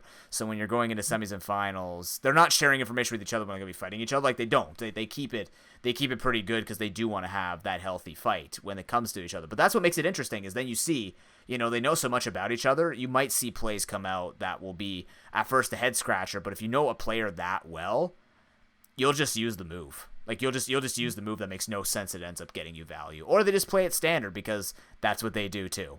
In a best of 5, they look really cool because that's when mind games get insane. But in a series of 2, it can still show, especially in game 2. I do expect them to kind of try and throw each other's footing off. But game 1, you're gonna see the most standard thing that you could possibly do, and I think it's gonna be really good. I think it's gonna be super exciting. Very, very, very interesting. And plus, there are a lot of implications. Even if not between those two, there's a lot of implications for Fortnite Ninjas now knowing that they're only 1 point ahead. And even though, like, he has no control over that, it's the fact that you don't want to end up in that pressure situation. Because first seed does earn you choice of who you fight in the semifinals based on the 2 winners in the elimination round. It's kind of an important seed to maintain if you want to get a huge advantage. Because not only do you get to pick on the person who you think you can beat the most easily, like the easiest. We'll talk about this more when we talk about playoffs, but you want to be able to pick on the person you can show the least information to overall in the tournament, and then move on to finals and whip out everything all out, like just all out unleashed fury of wins. Right? Yep. Yeah. Okay. Well, that's our power rankings. We'll talk about our predictions for the season when we come right after this short message with "Show me your moveset." Oh my god. I don't know why the Price is Right music plays through my head every single time. No. Gamma, 10 seconds. You cut off early. So we asked people on YouTube to leave us some movesets to try and guess to see what they were supposed to be. We do have Jason F to thank for this. Now, unfortunately, Jason F messed up 2 of them because he didn't tell us the Gen 7 tiers, so we're not even attempting those ones. That's just silly. That's too risky. That's too different. For no points. These are for no points. You are correct. What's the reminder of the points? Are you 20? It's 20 to 18.5, right? Something like that. So these earned us no points. We just wanted to do this to, connect with the listeners, and thank you very much to people who do listen and who did participate in this. This was Jason F. So. The first one here, it's Diamond Platinum Pearl UU, current day Gen 7 UU, and its moveset is Sunny Day, Flamethrower, Solar Beam, Morning Sun. And Gamma and I were talking about this, and yes. Are we in consensus with this one? I still think it could be okay. I think there's 2 options that me and you were going back and forth on. No, you were going back and forth on. I'm dead set on Moltres. You know what? No, you know what? I'm sticking with the other. Okay. So what are you going for, dude? I'm going with Moltres. Yeah, well, I'm gonna go with Togekiss. I think this was a very I don't know if it was like a super standard. Let me double check here. Yeah, I'm pretty sure it's Moltres. It feels right. Oh. I mean, I'm not supposed to look at the moves, but like it feels pretty right to me. It does run Grass EMZ now to cover for the fact it doesn't need Sunny Day. Gen 4, I don't know what you'd actually do Moltres with, but I mean, it's unless it's freaking God Sparse again, and I'm just getting super trolled by Jason. I don't think so because God Sparse does not get Morning Sun, but yeah. Okay, so we got a Moltres and a Togekiss guess. That's cool. The other moveset. This would be more exciting, but we were expecting hundreds of submissions. Hundreds. I mean, we've pulled through hundreds of submissions. Can't you tell? You know what? You're right. And we chose one person who gave us 2 of the 4 correct formatted ones. We're very bad with this administrative process. But this other moveset, which was very interesting, it was a Diamond Platinum Pearl UU, but it's currently an NU Pokemon. And the moveset is Substitute, Pain Split, Thunderbolt, and Shadow Ball. Yeah. I think we were more I had an idea on this one, and I thought it could have maybe been Spiritomb, but then like, why wouldn't there be a dark move? So Spiritomb usually ran wasn't it Willow? Like, wasn't it just mono dark? Like, it just ran mono dark pulse? I'm not sure. Honestly, I never really played back Gen 4. I liked using Spiritomb, and it usually was some iteration of healing or blocking Will-O-Wisp, I think, and then Dark Pulse. Or triple dark, similar to Skuntank. I think I played a couple of random matches with it, Mhm. and I remembered seeing like Sub and Pain Split and Shadow Ball. Yeah. Thunderbolt's a little. So I mean, I guess I don't think it probably gets pulls in Thunderbolt. It more. might get Thunderbolt, but I don't know. It probably learns its TM. Maybe. I'm thinking regular Rotom at this point. But Just Rotom isn't regular. a Gen 7 NU Pokemon. Oh, unless What are okay. you talking about? Yeah, it is. Oh, you're right, man. Yeah, Oh, regular Rotom. shoot, I forgot about those. It's got that electric ghost stab. Oh, shoot. See, I did say Rotom though, didn't I? I No, you did. did. I did say Rotom first. I forgot that back then. Were they Yu? Were they Yu They were. in Diamond Platinum Pearl?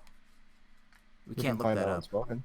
We can't. No, we can't. I mean, I already made my guess, so I'm gonna look it Man, up. Just that's 'cause a I'm good curious. I'm point not because gonna that tell you. is a moveset that you would run. Because the scary thing is, I want to say Miss Magus because that's a set it could run now. But I think Subsplit was a Rotom run. I want to say specifically Rotom Mo. I don't know why. It doesn't matter. Rotom alternate. But I think you also ran that on normal Rotom. Yeah, I'm sticking with normal Rotom. Ah, Band Gamma. Oh no. No, I don't want to second guess. Oh no. I mean, you can just say what you think it's different if you want, because I know you were talking about that one. We're not Which losing I or mean, gaining could points be for this anyways, but I just Yeah. it hurts because the worst part is both Miss Magius and a frickin' Rhoda both exist in NU. Mhm. The only reason I'm sticking with Rotom is because it's got that electric stab. And but the thing is that does make sense in Gen 4. That made sense because Shadow Ball would get stabbed too. That's why I'm like, would that be a Miss Magius set? Because I would think a Miss Magius set would run Nasty Plot. Well, wait, hold on. No, Rotom is Ghost Electric still. Yes, but I'm saying, yeah, normal Rotom. But I'm saying also in in Gen 4, all of the alternate forms were Ghost Electric. That's why I'm saying, like, even Yeah, if it was, because where is normal Rotom right now? Is it in it, RU or NU? it's an NU. Yeah, It is in NU. God dang yeah. it! No, because Oh I wow, mean, every other Rotom is out, so it has to be normal Rotom if I'm voting on this. it could be Miss Magus though. It You could be don't Miss know. Magic. Why are you trying to throw me off? We're working together on this. I mean, we're working together. You make your guess, and I can make my guess. We can be different. God. We're covering two But ends the of the thing same is, pool. what if Jason assumes that we're thinking about alternate form because it could be alternate form, which could be like kind of that caveat of yeah, it's Rotom, but it wasn't actually the Rotom that's in NU right now. You know what I Well, mean? no, it wouldn't matter because they would be running one of their specific moves. No, not in Gen 4. Remember, they wouldn't be running it. Remember, we Well, then determined what that. would the point of swapping them be? Because That was what I was explaining to you last time. That's Oh, literally stop what I was it. explaining to you last time. Remember when you told me, Remember when you told me that I didn't have to run Leaf Storm on Rotom and stuff like that? We were discovering that because you tricked me with one of those movesets? I guess. Yeah. That's why I'm like, he can easily say Rotom, and back then Rotom might have been UU. I don't think was Miss Magus UU in Gen 4? Oh I'm man, about that's to a real find out. question. Because I know Rotom was up there. I'm pretty sure Rotom was up there. Miss Magus. Let's see. I don't think it was. Well, I'm not supposed to look. Anyway, Miss whatever. Magus is currently UU. In Diamond, Platinum, Pearl. Oh, it was in Diamond Platinum Pearl. I'm sorry. Currently, it is NU. I was I don't wrong. like you, Jason. I That's don't like mean. you. That's mean. It's mean. I know. I shouldn't be turning away It's very mean. whoever this is. Yeah. Oh my Okay, god! I want to say it's gonna. I'm gonna go on the Rotom train. I think it's the Rotom train. If it's Miss Magus, I'm gonna be really upset. But then again, don't you dare freaking change that and say, "Oh yeah, it was Miss Magus." Because if I go I mean- check, I trust him. I trust him. I trust as I cheat. No, I want to cheat. Gamma, let me cheat. For what? Just say the word. I want to look up Miss Magus set in Gen 4. I already did just now And because I already made my guess. uh, It could be Miss but Magus. there's not one. It could be, yeah. Like, I'll tell you some sets. There's a Nasty Plot one, but it has Shadow Ball, Substitute, Thunderbolt, Nasty Plot. Taunt. Well, oh wait, that's Taunt, Substitute, Calm Mind, Shadow Ball, Thunderbolt. Yeah, they Strict, run really Shadow similarly. Ball, Thunderbolt, There we go. Hidden Power. Cheating. It's not cheating. We already made our guesses. True. No, we were right. It's got to be Rotom. Doesn't have a set. Doesn't have the set. All right. Good Should jumping we give off the that other way. two a quick? Should we give the two? I'm gonna look at two a Moltres really quickly. Oh. Yep. Boom. There it is. It's Moltres. What is EQ? What's that? EQ? What move is EQ? Earthquake. Oh, okay. Oh, I know what this is. I already know what this is. It's the first one up there, the tier. Oh, you're actually looking at the other ones? All right, fine. Yeah, why not? It doesn't. Okay, you know what? Let's just look up UU. Let's just look up Deep Diamond Platinum Pearl UU. So, because like we don't have a Gen 7 to go off of. So let's see. T-Bolt, Flamethrower, EQ, HP, Grass. What the hell? I'm taking a wild guess. Clado? You think? No. I think it might be either Magmar or Elective or Magmortar or Electivire. Oh, Magmortar does sound good. That is a good... Or Electivire. I think it just Electivire could run the. Oh man, yeah, they are very flexible. They can like both that. run the same thing. Yeah, because well, the thing is, I think that'd be more of an Electivire moveset then, because you would run a specific physical set with Magmortar. You wouldn't run mixed. You would run more mixed with Electivire. And let's see, with T-Bolt, yeah, because you didn't run wild. You didn't want to run Wild Charge most times, but you would if you ran a physical set. Yeah, no, I'm sticking with Electivire. I'm gonna jump on the Electivire train. Wait, where is Electivire in UU here? What? I don't see it in Gen 4 UU. Where is it? It's in. What are you talking about? It's not Gen 4. It's Gen 6 NU. I am a fool. Wait, how? Oh wow, I just literally read two wrong things. Got there. We got there. See? I'm smart. Wait a minute. Oh. Wait a minute. Oh no. I'm looking at the other one now. I feel like I'm being played with. No, this has got to be Electivire. I'm guessing Electivire. Here we go. Boop. Clicking it. Yep, it was Electivire. Good call, Gamma. Very good call. Yay. The only thing I remember from random battles. Yeah, no, Electivire's that flexible. What's the last one here? Diamond, Platinum, Pearl, UU, Fire Blast, Superpower, HP Grass, Stone It. Oh, we got a mixed attacker again. Oh, boy. First thing my mind went to was Darmanitan, but then I'm like, oh, wait, no, Diamond, Pearl, Platinum. Definitely would, yeah, well, that and it wouldn't run HP Grass. Yeah, well, you're right. Fire Blast, Superpower. I think it's the Superpower we have to look at. HP Grass, Stone Edge. Superpower, Stone Edge. What Pokemon does that here that wouldn't mind using HP Grass? Ooh. Quillfish. No. Oh, man. What? No, this... in Gen 4? Yeah, Gen 4. None of these Pokemon look like they could do this. What was UU in Gen 4? I'm allowed to look that up, right? Yeah, no, we're because we don't have anything else to go off of. The only thing I could think of, Superpower? Oh my god. Is it Blaziken? No, it can't be Blaziken. That's the only thing I see that can run all of these moves. Unless we're talking... Does Absol get Stone Edge? I don't think it does. I think the only thing here is Blaziken. It can't be, can it? Really? It can, because Blaziken didn't have... It had Blaze, so I mean, it kind of was alright. I think it's only Blaze. I think literally the only thing I see here in Diamond, Platinum, Pearl, UU is Blaziken. I'm calling Blaziken.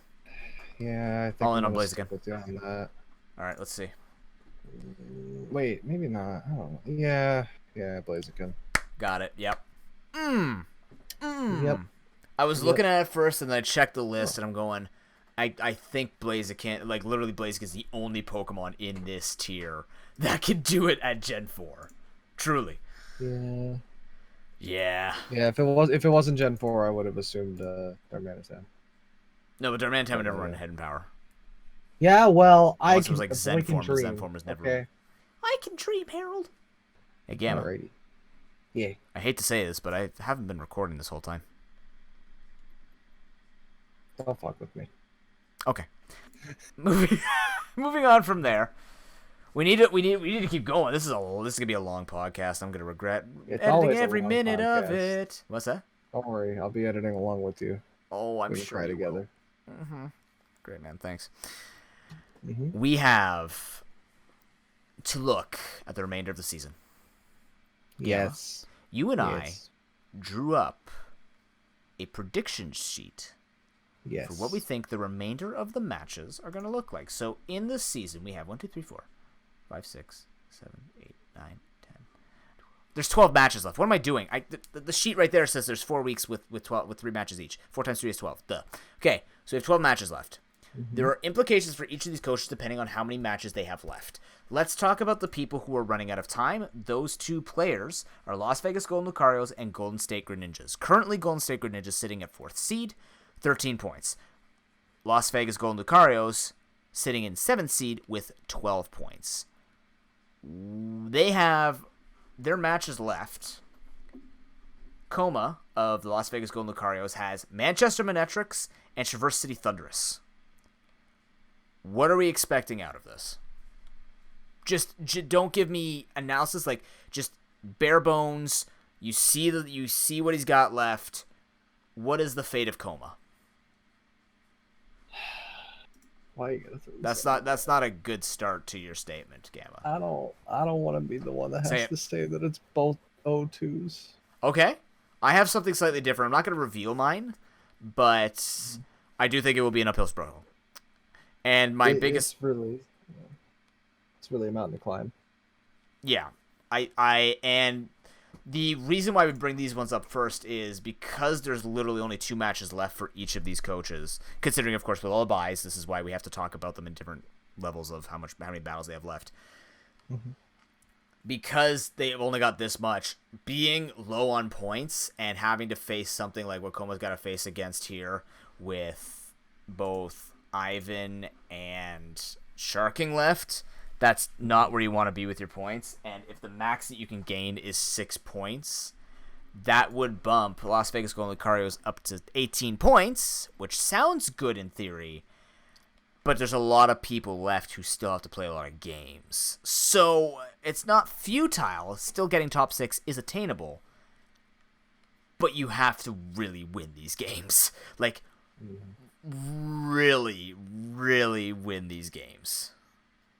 So, yeah, that's the projection that I have and you have for Las Vegas Golden Lucarios. What about Golden State Greninjas? 2 matches left. Their 2 matches left are against the Lunar Cresselia and I Am Groot. You know what? I have faith. I put both of them down as 1-1s. Okay. Just because I'm not sure if he's going to continue the interesting movesets as far as he's been, because when it's a surprise, it works. As soon as it's figured out, though, not so much. So that's my reason behind that.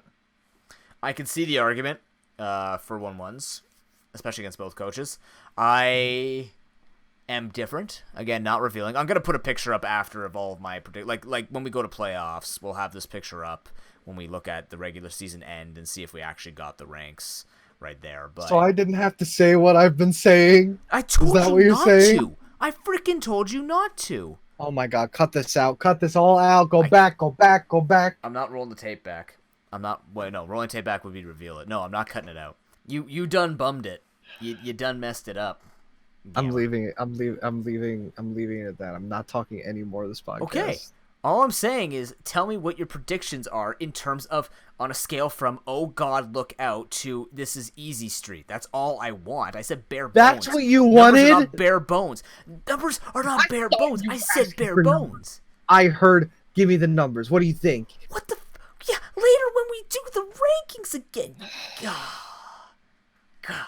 Is this the fight that you were waiting for, guys, on the ProPokePodcast? This is the Gamma one and I are like fisticuffs ready through the camera. I'm gonna punch the camera, and Gamma's gonna feel it right in the eyeball. First the ear, though. Podcast. What's that? Gam's going to quit the podcast. Stop quitting my podcast. It's getting old. Is it? Is it? Then stop telling me things. I think for Golden State Greninjas, they stand a chance to find a decent amount of value from their final 2 matches. Being at 13 points, again, you'd like to see a 2-0. I think the chances of staying in top 6 feel a little bit better for Golden State Greninjas in this current state because he has a little bit of points, and we also know that he has the experience and could take. I mean, he's against Ludo Cresselia, a struggling team right now, so the chances of him being able to bounce off of a lower ranked team are higher. He's not having to rely on beating someone like I Am Groot to stay alive. Maybe he does, but even if he takes a game, I mean, we've seen Sweet D drop many games to Hacks. Maybe one more Hacks game comes out, and all of a sudden World Leader's like, mine, and goes from there. So perhaps we see that happen. And yeah. But I think World Leader's going to be able to maintain top 6 with this remaining schedule, even though he has the least amount of games left. Try and milk it the best he can. Probably like a 2-0 against Lunar Cresselias would be good. I'm not telling you my official predictions, but a 2-0 against Lunar Cresselias would feel really good for World Leader, I think. It sure would. It sure would, right, Gamma? It would. Mm-hmm. Yeah. Oh, what was that about talking about saltiness before? Oh, don't worry. I am MSG incarnate. Please. We talk about RNG. We never talk about MSG. MSG is bad. Okay. I'd like to reiterate, I'm not trying to be mean. You're not being mean. I'm just guessing. What are you being mean to? Who are you being mean to? I'll be mean to you in a second. Why? I am a nice individual. Okay. Okay. Not paid to say that. Awesome. Okay. Next coaches with the most battles left over. Traverse City Thunderous, Manchester Manectric, I Am Groot, and Ice Cold. Mix of tiers, right? Mix of where we place them. This is actually like, this would be 2nd to 5th ranking for me. This would be Gamma's 1st and then 3rd to 5th ranking of power rankings. Let's talk about Traverse City Thunderous first, Gamma. Traverse City Thunderous's final matches will be against Las Vegas Golden Lucarios, Fortnite Ninjas, and Ice Cold. So this does have direct playoff implications, not in the fact that Ice Cold's going to steal a playoff spot, but Ice Cold is going to have to look at this match and be worried about that. What are we thinking about for these 3 matches here remaining for Thunderous?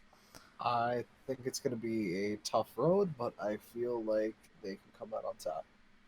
I feel opposite. Other than Fortnite, I think it's going to be not too bad for Sharking. I think this would be the opportunity for him to feel comfortable enough to make it to playoffs. If he makes it through 2nd seed, even better. I think this might be the time for him to explore his team, see if he wants any Pokemon out of the trade pool, see if he wants to make any deals with any coaches that he might try and leech off of in the last weeks or stuff like that.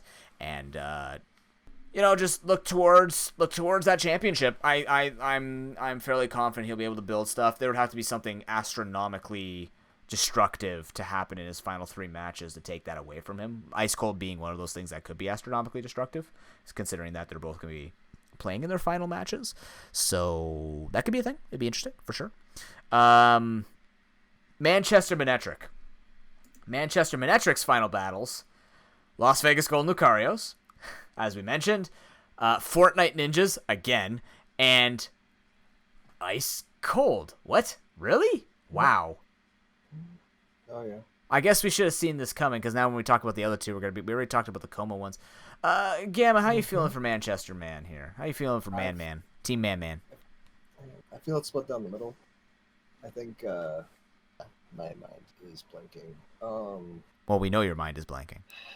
I think he has a growing chance of doing well against most of these guys. That's all I'm going to leave it at. I will reveal a statistic for you. Oh my god, I can't be the only one, right? No, I'm going to. As the only other person who could reveal a statistic that it matters in this podcast environment. I do think that Manchester Manectric will receive a 1-1. Their first not 2-0-0-2. I do too. But it's not the team you expected against. Oh, really? That's where I'm going to leave. I mean, Gamma, you could just check. And we are different. well, We are different. I will say we no, are different on the opinions. But I will say this. It will really? be... Yeah, I... Wait, what? Where? Oh wow, really? All right, Yeah. okay, See, the thing is, all right. I'm not gonna give any more hints at it, but I think that in this particular matchup, this will define a lot when it comes down to what we've been seeing from, because here's the thing, if you want to see adaptation and you want to see, then I should be wrong. That's what I'm looking at when I give a 1-1 to this particular matchup. If adaptation is true, then I want to be wrong, and that could either be 0-2 wrong or 2-0 wrong. Okay. So that's why I've gone with that. I think Ivan can also look towards playoffs.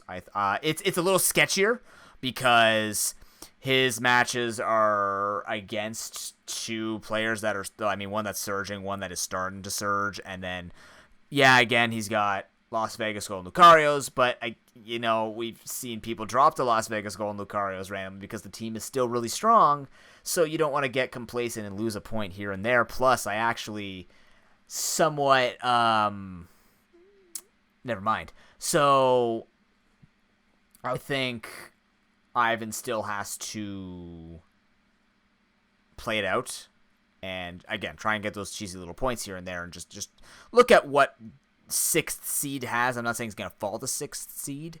I'll tell you what I have him ranked at after all of this, but, I think he's going to be okay. I think he's going to be feeling okay. He's going to be maybe a tiny bit disappointed in his overall performance in this, but I do see him going to playoffs. Yeah. Next coach to discuss, I am Groot. His final battles are against Lunar Crescelius, Golden State Greninjas, and Fortnite Ninjas. Gamma. I think he has a decent chance with everybody. It's gonna be a hard fight though.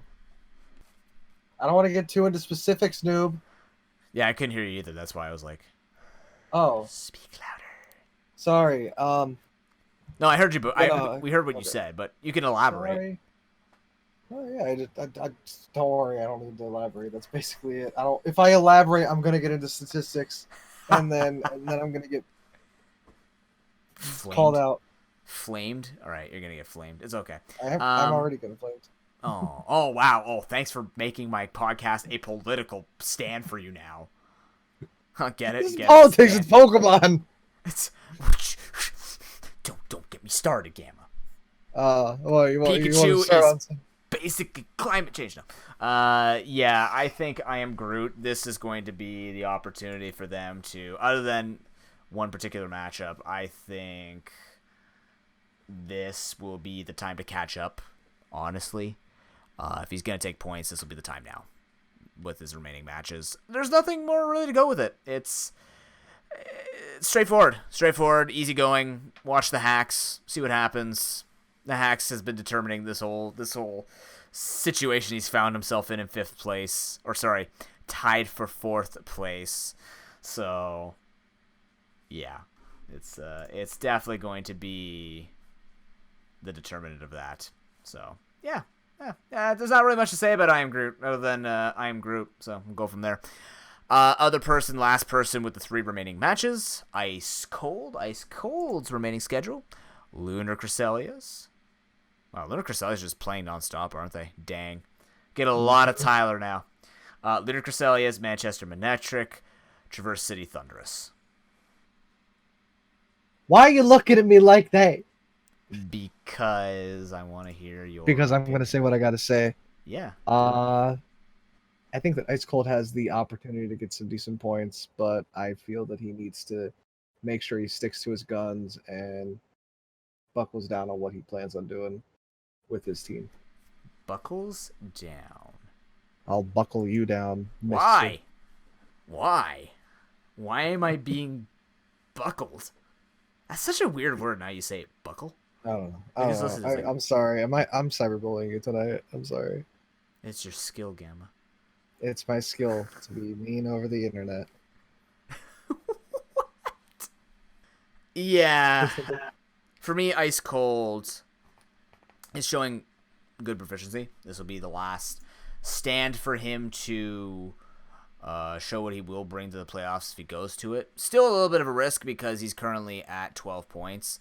So that is the cutoff, as both Las Vegas Golden Lucarios and Ice Cold are tied for points right now. So he can't take him directly away from Lucarios, but he can take him away from the person who could sneak up from behind Lucarios, which is the Lunar Cresselia, and then, try and be a little bit of a poop disturber up at the top of the rankings there. Try and take some points away from Sharking, take some points away from Manchester Manectrics. Of course, the only seeds that matter are 1 through 6, and then specifically 1 and 2, because 3 through 6 gets randomized into their elimination rounds. So if he's looking just to stay afloat, which is most likely his direction at this point, the max amount of points that he can theoretically get are 9. So you go to 21 points. Looks pretty good, but I don't know if it's going to be top 2 good. So, or like, not because he can't make top 2, but literally I think statistically it's going to be difficult for him to not make top 2, because the people that he's playing, even if he was to 2-0 them, he doesn't take them out of the running for top 2. So I think he's kind of like stuck there. You know what I mean? Yeah. Gamma? I know what you mean. Cool. Okay, let's talk about the last 2 coaches here, and then we'll talk about our predictions for the end of the season. Last 2 coaches have the most amount of battles, and this is going to be really, really, really disgusting. We've already talked about their battles, but Fortnite Ninjas at the top still have the most battles to play, and Lunar Cresselia at the bottom has the most battles to play. So extreme polar opposites. Let's just remind everybody who the Lunar Cresselia are playing against. Golden Staker Ninjas, Fortnite Ninjas, I Am Groot, Ice Cold. This is going to be... He's at 11 points. It's not ridiculous to think that he can't make it into top 6. Where are we going with this, Gamma? What is Tyler's play here? He's got the most games to play. He's playing 1 a week. He can't take a week off to kind of just go back to the drawing board and figure stuff out. He's just got to play bam, bam, bam, bam. What are we doing? What is the endurance goal for Cresselia's? I think this is going to be a pretty big gauntlet for him. He's just got to keep bringing his best. That's all he can do. This does feel like a gauntlet, 100%. He is going up against arguably the top... Basically, he's going up against my ranked number 1, 3, and 4 as his last chances to get into playoffs. That's daunting. Super daunting. Is it impossible? Never. It's Pokemon. But... that's a lot of pressure to think that you are going up against these final guys and they are determining whether or not you get to playoffs. And, you want to make it to playoffs, right? We have seen some changes that's happening on the teams. We have seen some stuff that's going through. What do we say about these matchups, right? It's gonna be tough, right? I do have him ranked struggling a bit with most of his matches here, so I hope for the best that he proves me wrong and that he finds his flow, makes this team work, and he's got 4 weeks. At least he has 4 weeks, right? He's not sitting here and feeling like Las Vegas Golden Lucarios or Golden Staker Ninjas where they have half the amount of battles to make an impact. They kind of just have to pray that everything around them works out. He controls Golden Staker Ninjas, at the very least for Lunar Cresselias, so he has the chance to take that down and try and surge past Golden State. That's the way you get in the top 6. For Fortnite Ninjas, his matches are Cresselias, Manchester Manectric, TC Thunderous, and I Am Groot. He's sitting at the top. Yes, he has people chasing him, so this is not a race for the bomb. This is a race for the top. He wants to probably stay on top as the king of Season 5. Now that I use that, he's going to use it as names. But... oh, God. He does influence a few people here who are trying, like Traverse City Thunder is looking for top 2, obviously, but trying to maintain top 2, at least trying to get seed number 1. That will be an impactful. I Am Groot do need the points to kind of stay afloat. I'm pretty sure they will stay afloat, but, for Lunar Cresselias, like we said, they're fighting against each other, so they, like Fortnite's going to be a bit of a bully here with both Manectrix and Cresselias if he does just keep playing his smooth and easy play style. He's going to be upsetting not just the top, but also the bottom. He's going to be upsetting everybody with this schedule, personally. Nah, I'm on the same page. There's not much I can add to that. Yeah, it's a reverse gauntlet, actually. It's more of a... what would you call that? A climb? What would that be? Like an ascension? Long? What's that? A Talong? A what? A Talong? A reverse gauntlet? Or did you just say gauntlet backwards? Maybe. That's well played. I like that. That was fast too. Dang, you I did that tried. well. I'm impressed, Gamma. That's of all the skills that you have brought to this tournament or to this podcast. I have to say, that was your second most impressive skill. I'd like to thank my dyslexia. It's just reading backwards. That doesn't even make any sense. That should make it even worse, I would think. Neither do any words. I can't read. Oh, no. Oh, God, Gamma. Keep real life out of these situations. We're here to forget about real life. Duh. Right? No, kidding. Really quickly, we got 2 more things to talk about. Let's talk about what we think. Currently, we're calling it right now because I'm impatient and I just want to talk about it. Gamma, what are the final rankings looking like for you? Don't talk about points. Don't talk about total points. Just 1st to 8th. Start with 1st place. Who we seeing winning, and where are we going? I hate to be anticlimactic, but it's the same as my my guesses from earlier. My expectations. Can you remind them of what that is? Number 1, I have the Traverse City Thunderous. Number 2, I have the Fortnite Ninjas. Number 3, I have I Am Groot. Number 4, I have Icy Cold. Ice Cold. No, Icy. I'm gonna call him Icy because I can. Okay. Number 5, I got the Manchester Manetrics. Number 6, I got the Golden State Greninjas. Number 7, I got the Las Vegas Lucarios. Number 8, I got the Lunar Cresselias. And I hate to be spoiler, Gamma, but guess what? I also am exactly like my power rankings, and ours are slightly different. So however, mine does have an interesting twist. So my number 1 is Fortnite Ninjas. My number 2 is actually a tiebreaker between Traverse City Thunders and I Am Groot, based on the points that they worked out. Because they are 1-1 against each other in the season, they would have to do a best of 3 to tiebreak to see who gets 2nd seed. That would be very interesting, dude. If that ends up happening in the final week, where not only do Fortnite Ninjas and TC Thunders fight for 1st place, but then I Am Groot and TC Thunders fight for 2nd place. Oh my god! Holy jeez! Sharking is like, oh, we don't play enough battles. Oh, you're about to play more battles. You're about to play for literally going between having a semi-final pass or an elimination round pass to having to play a best of 5.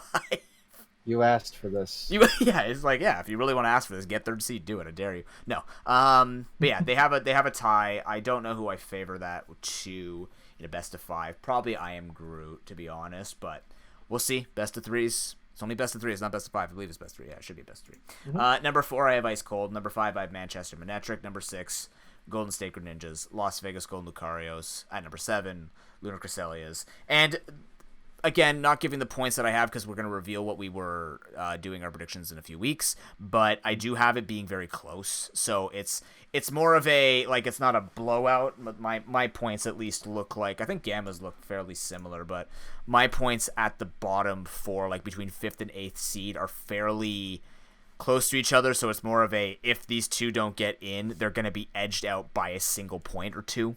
That's also the reality of 3 buys where everybody just has a lot of points. I'm sure this would look much different in a full season where nobody dropped. But alas, we're here, so we have to objectively look at the fact that the points are going to be looking a bit thing. But these are our predictions. This doesn't dictate what's going to happen. If we are correct on this, really, Gamma and I are going to be watching what's going to happen with 1st seed because we do have slightly differing opinions on who's actually going to be able to take and maintain number 1. So, yeah. It's going to be very, very, very, very, very interesting. Yes. Now, Gamma, the final question of the night. First of all, let's go talk about some of the bans for all of these. We're not going to fully. We're not going to go through everything. I just want to go through the trades really quickly. Because. Oh wow. What? I'm just looking at the trades. I actually didn't look at them before this. Trades are interesting. Let's talk about trades here. I Am Groot actually trades out the Tauros for the Bannet.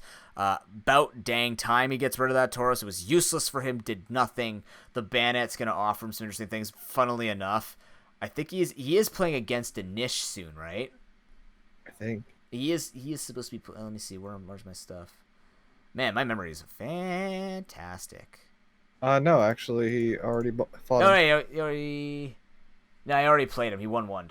But it does give him a good amount of flexibility to bring a Mega that has access to Will-O-Wisp, has access to D-Bond, has access to a lot of priority, Trick Room too, technically, if he wanted it. But he just has a really big, beefy, not beefy, but a very painful dual priority. Well, technically quad priority if you run it with Sucker Punch too and Shadow Sneak. But you have something that can just do a lot of damage with priority, puts a lot of crippling down with the Will-O-Wisp, can kind of set things up a little better. And really, it's just more useful than Tauros, I think. He's shown that between the Terrakion, the Lycanroc, and everything else like that, there's no reason for him to have the Tauros on the team. So this is a good switch for him. I think this is a nice pickup. I don't think... Does he have a Mega Pokemon that he's been using? I don't think so, right? No, he has no Mega, so this just naturally fits in. He never has to worry about running into like a double Mega problem, and he's not relying on a Mega to sweep at this time. It's not replacing a Mega either, so he's just got that option, right? And it's a very interesting option because of the Prankster and having access to a few moves that can help you out. So there you go. Do you like Banets for this team, Gamma? All I can say is I'm pretty sure people are gonna ban it. Oh, I just got it. Oh. Ooh. Ow. I hate myself for that one. I think I just felt a vessel in my eye pop. Ooh. Oh. Okay, let's focus on the next trade because this one's interesting. Excuse me. Okay, good. Ooh. Lunar Cresselia. Wow, I actually feel physically in pain. I am actually suffering all of a sudden. Wow. That had a more nauseating effect than I thought it would. The next one is Lunar Cresselia is actually training out a trademark Pokemon we've gotten used to seeing with a scarf around it. Excadrill is out, and Jirachi is in. Now, Gamma, you had some opinions about this Jirachi. What were you looking at for this Jirachi in the last 4 weeks that Lunar Cresselia has to play? Wait, what? You were talking about Jirachi in some way that it would give him something more for his team. Yeah, you were. Oh boy. Remember, I'm your backup store. I'm like your cloud for your memories. You know I have like the memory of a goldfish. That's why I'm your cloud. I'm your cloud, Gamma. I don't know. I guess it's probably a better option than Excadrill for steel types at least. It's got the Serene Grace, it's a mythical, got the good stats. That's really all I can think. I'm actually not 100% sure what I was thinking. I think it's the fact of flexibility, and if he wanted a bulky Pokemon, Jirachi makes more sense. One thing that we've noticed with him is his defensive core was kind of fairly picked on, right? He has this Sylveon, Seismitoad, Gligar, Miltank. Like, he's got these Pokemon like Incineroar, like you can run it, that type of thing. But if he wants to go offensive or just wants to have the Pokemon that can be both offensive and defensive at the same time, so just that kind of mixed sort of variant, Jirachi offers a lot of flexibility with that. Very good at being choice scarfed, gives him that U-turn. So he has Volt Turn now with his Manectric. So he has that super free kind of Volt Turning action. And I think it will help quite a bit with just giving him a Pokemon that can take hits. Because Excadrill was nabbing kills, but, you know... It was taking those hits real bad. It wasn't staying and earning him much. So I think with Jirachi, I do expect now his defensive core is going to feel a little better. I forgot to mention Cryogonal there. Boom! Shout out to Cryogonal. But yeah, I think this is just a call. It's like, I want a Stealth Rocker that happens to be really good at many, many, many other things. And Serene Grace, why the heck? You know what, man? You have 4 weeks left. You're going up against some of the top people in the tournament. Freaking hacks him to death. Bring out that Scarf Ironhead. Just do it. Like, just do it. Do it. Saw I Am Groot is already having a bad time. Just 40% him to death. Just freaking do it. Like, just give him the 40%. Yeah. Am I wrong? No, you're right. We've seen Togekiss and Jirachi literally steal championships before, and not in my tournament. I've watched many a tournament. I'm pretty sure it happened in Worlds too. It just got hacked out to death. It's just do it. or at least have a Pokemon that's going to have... the other nice thing that I saw is a double Wish Pass now between the Sylveon and the Jirachi, and they just so happen to be able to switch in for each other's weaknesses, mostly Jirachi switching in for Sylveon's weaknesses. So it's not the worst. It actually solidifies a few things. Now if you're going to worry about Jirachi's weaknesses, you have a Gligar or a Size. Actually, Seismitoad Sylveon Jirachi is not that bad of a core if he wants to run a triple defensive core like that. It's not too bad. Because a lot of these things will work together now. Like we said that the synergy wasn't there, but it's also because it just felt like a patchwork team. But I think the Jirachi is going to add a lot more, personally. I'm looking forward to seeing what Lunar Cresselis are going to pull out the end of this tournament. Plus, they still have 3 more weeks after this one coming up for week 7 to make trades. So maybe he's just building a new team out of all the Pokemon that are left over. He's like, okay, taking this, making that run for number 6 or 5 right now. Truthfully. Last trade, Fortnite Ninjas, trading out the Spiritomb.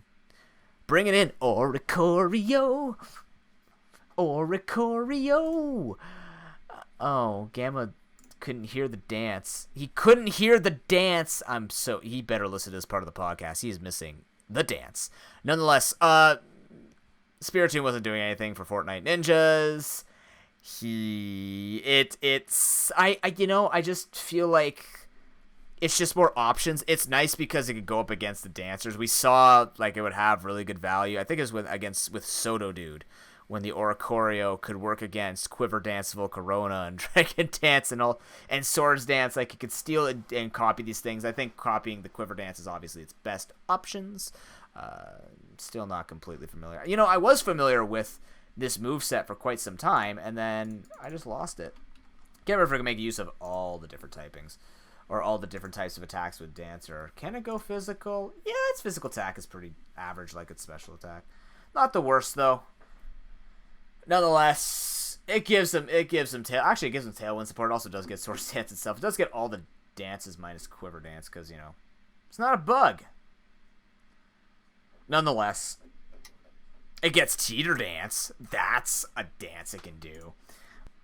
It brings pressure when it needs to bring pressure. And I think that's really a big cop-out way of saying Mitch is just keeping this in the back. He doesn't need it. It's just to have it. It's an option. I'm pretty sure this is like a Gyarados counter. Because they play each other, right? So I'm pretty sure it's just a Gyarados check. Be like, yeah, I'll just be fast you. And Revelation Dance. You are revealed you are weak to electric 4 times. Yes. Oh my god, it could pick up the Dragon Dance. Yeah, exactly. That's what we said to use with Soda Dude when Soda Dude had it. It was like, yeah, use that to literally counter all of the dances, the Swords Dance, the Quiver Dance, the Dragon Dance. It counters the entirety of Sharking's team. Doesn't counter, but it sure as hell checks it non-stop. So, and if you bring the electric version, it destroys a lot of things. And you just carry HP Rock for the Volcarona. Boop. Murder. Or just Hurricane. Hurricane works too. Sorry, you know what? Yes, I forgot it had Hurricane, and it's Stab, and that makes a heck of a lot more sense. Way more sense. I don't know why I said HP Rock. Oh, because HP Rock is 2 times super effective. So it does actually the same amount of damage, but the Hurricane is more consistent. Plus confusion. Yeah, but that's 30% confusion on a 70% hitting move. Do you really have you seen the hacks? We're not talking about Sweet D, though. I'm just saying in general. Oh, there has been a lot of hacks. You are absolutely correct. Yeah. We've got a couple of coaches which are riding different wavelengths of hacks right now, but... Hacks. All right, very, very last thing, Gamma. Very, very last thing. Oh, yeah. Right now, Fortnite Ninjas, I am Groot. Score. Right now. Score. 1-1. 1-1? I'm going 2-0, I am Groot. I'm calling first official full loss for Mitchie. I mean, I could see it, but... I'm calling it. I'm not expecting it. I'm not expecting it either. Surprised. I would not be disappointed I wouldn't be disappointed no matter what, but I would not be surprised in a 1-1. But when I look at the teams, I actually think that Sweet D has better options to sweep faster than Mitchie can. Okay. When I look at it, I did a tiny ProPokeNoob level theory crafting, which is this kills this dies to this. That thing. I did that, And I found more was on Sweet D's side than I was for Richie's side. So I'm like, well, he has more things to kill these things, so Sweet D wins. Yeah, that's the extent of my analysis. Yes, but I do believe that Mitchie has said that Sweet D had the strongest draft, so he might even be thinking that has to come up with something. And yeah, you can copy. Rock Polish is not called Polish Dance. I don't know. Polish dance sounds pretty good to me. Rock dance. You just throw rocks in a circle. I wanted to say rock dance. I'm just like, no, it'd just be like taking a rock and just like bobbing its head and builds its attack and defense up or something like that by 2. Oh, that'd be busted. Actually, no, we have No, do we have a +2 boost for those other than Geomancy and Simple? No, that'd be busted. Yeah. We have bulk up for +1 for attack and defense, but we need like a plus defense plus speed attack. No, we don't. That'd be dumb. We could just use no more boost moves, please. Thank you very much. I think we could use all the boost moves. Geomancy. You're gonna make me quit again, noob. Geomancy. Well, you're at the end anyways. This is your time for handles, not plugs. We don't trust plugs on this podcast anymore. Handles. Oh boy. Yeah, you gotta tell people where to go find you again, Gamma, so that they can yell at you more about your analysis. Oh, I thought you meant handles like when you ride a bike and you hold on to the. Is that what you thought was going on last week? I was buying you a bike at the end of the podcast. I was kind of expecting a bike. I was on the Toys R Us refurbished factory underground black market version and buying you a little tricycle. Could have just bought me one from Walmart. Are you saying you have a tricycle for me? Because I'm down. Let's just say those games that I'm sending you might be coming in a much bigger package than normal. The games are coming.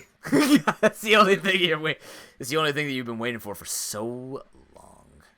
I know, but all right. I guess I'll drop the handles. It's the same on most of my stuff. At Amagama on Twitter, AMAGAMMA.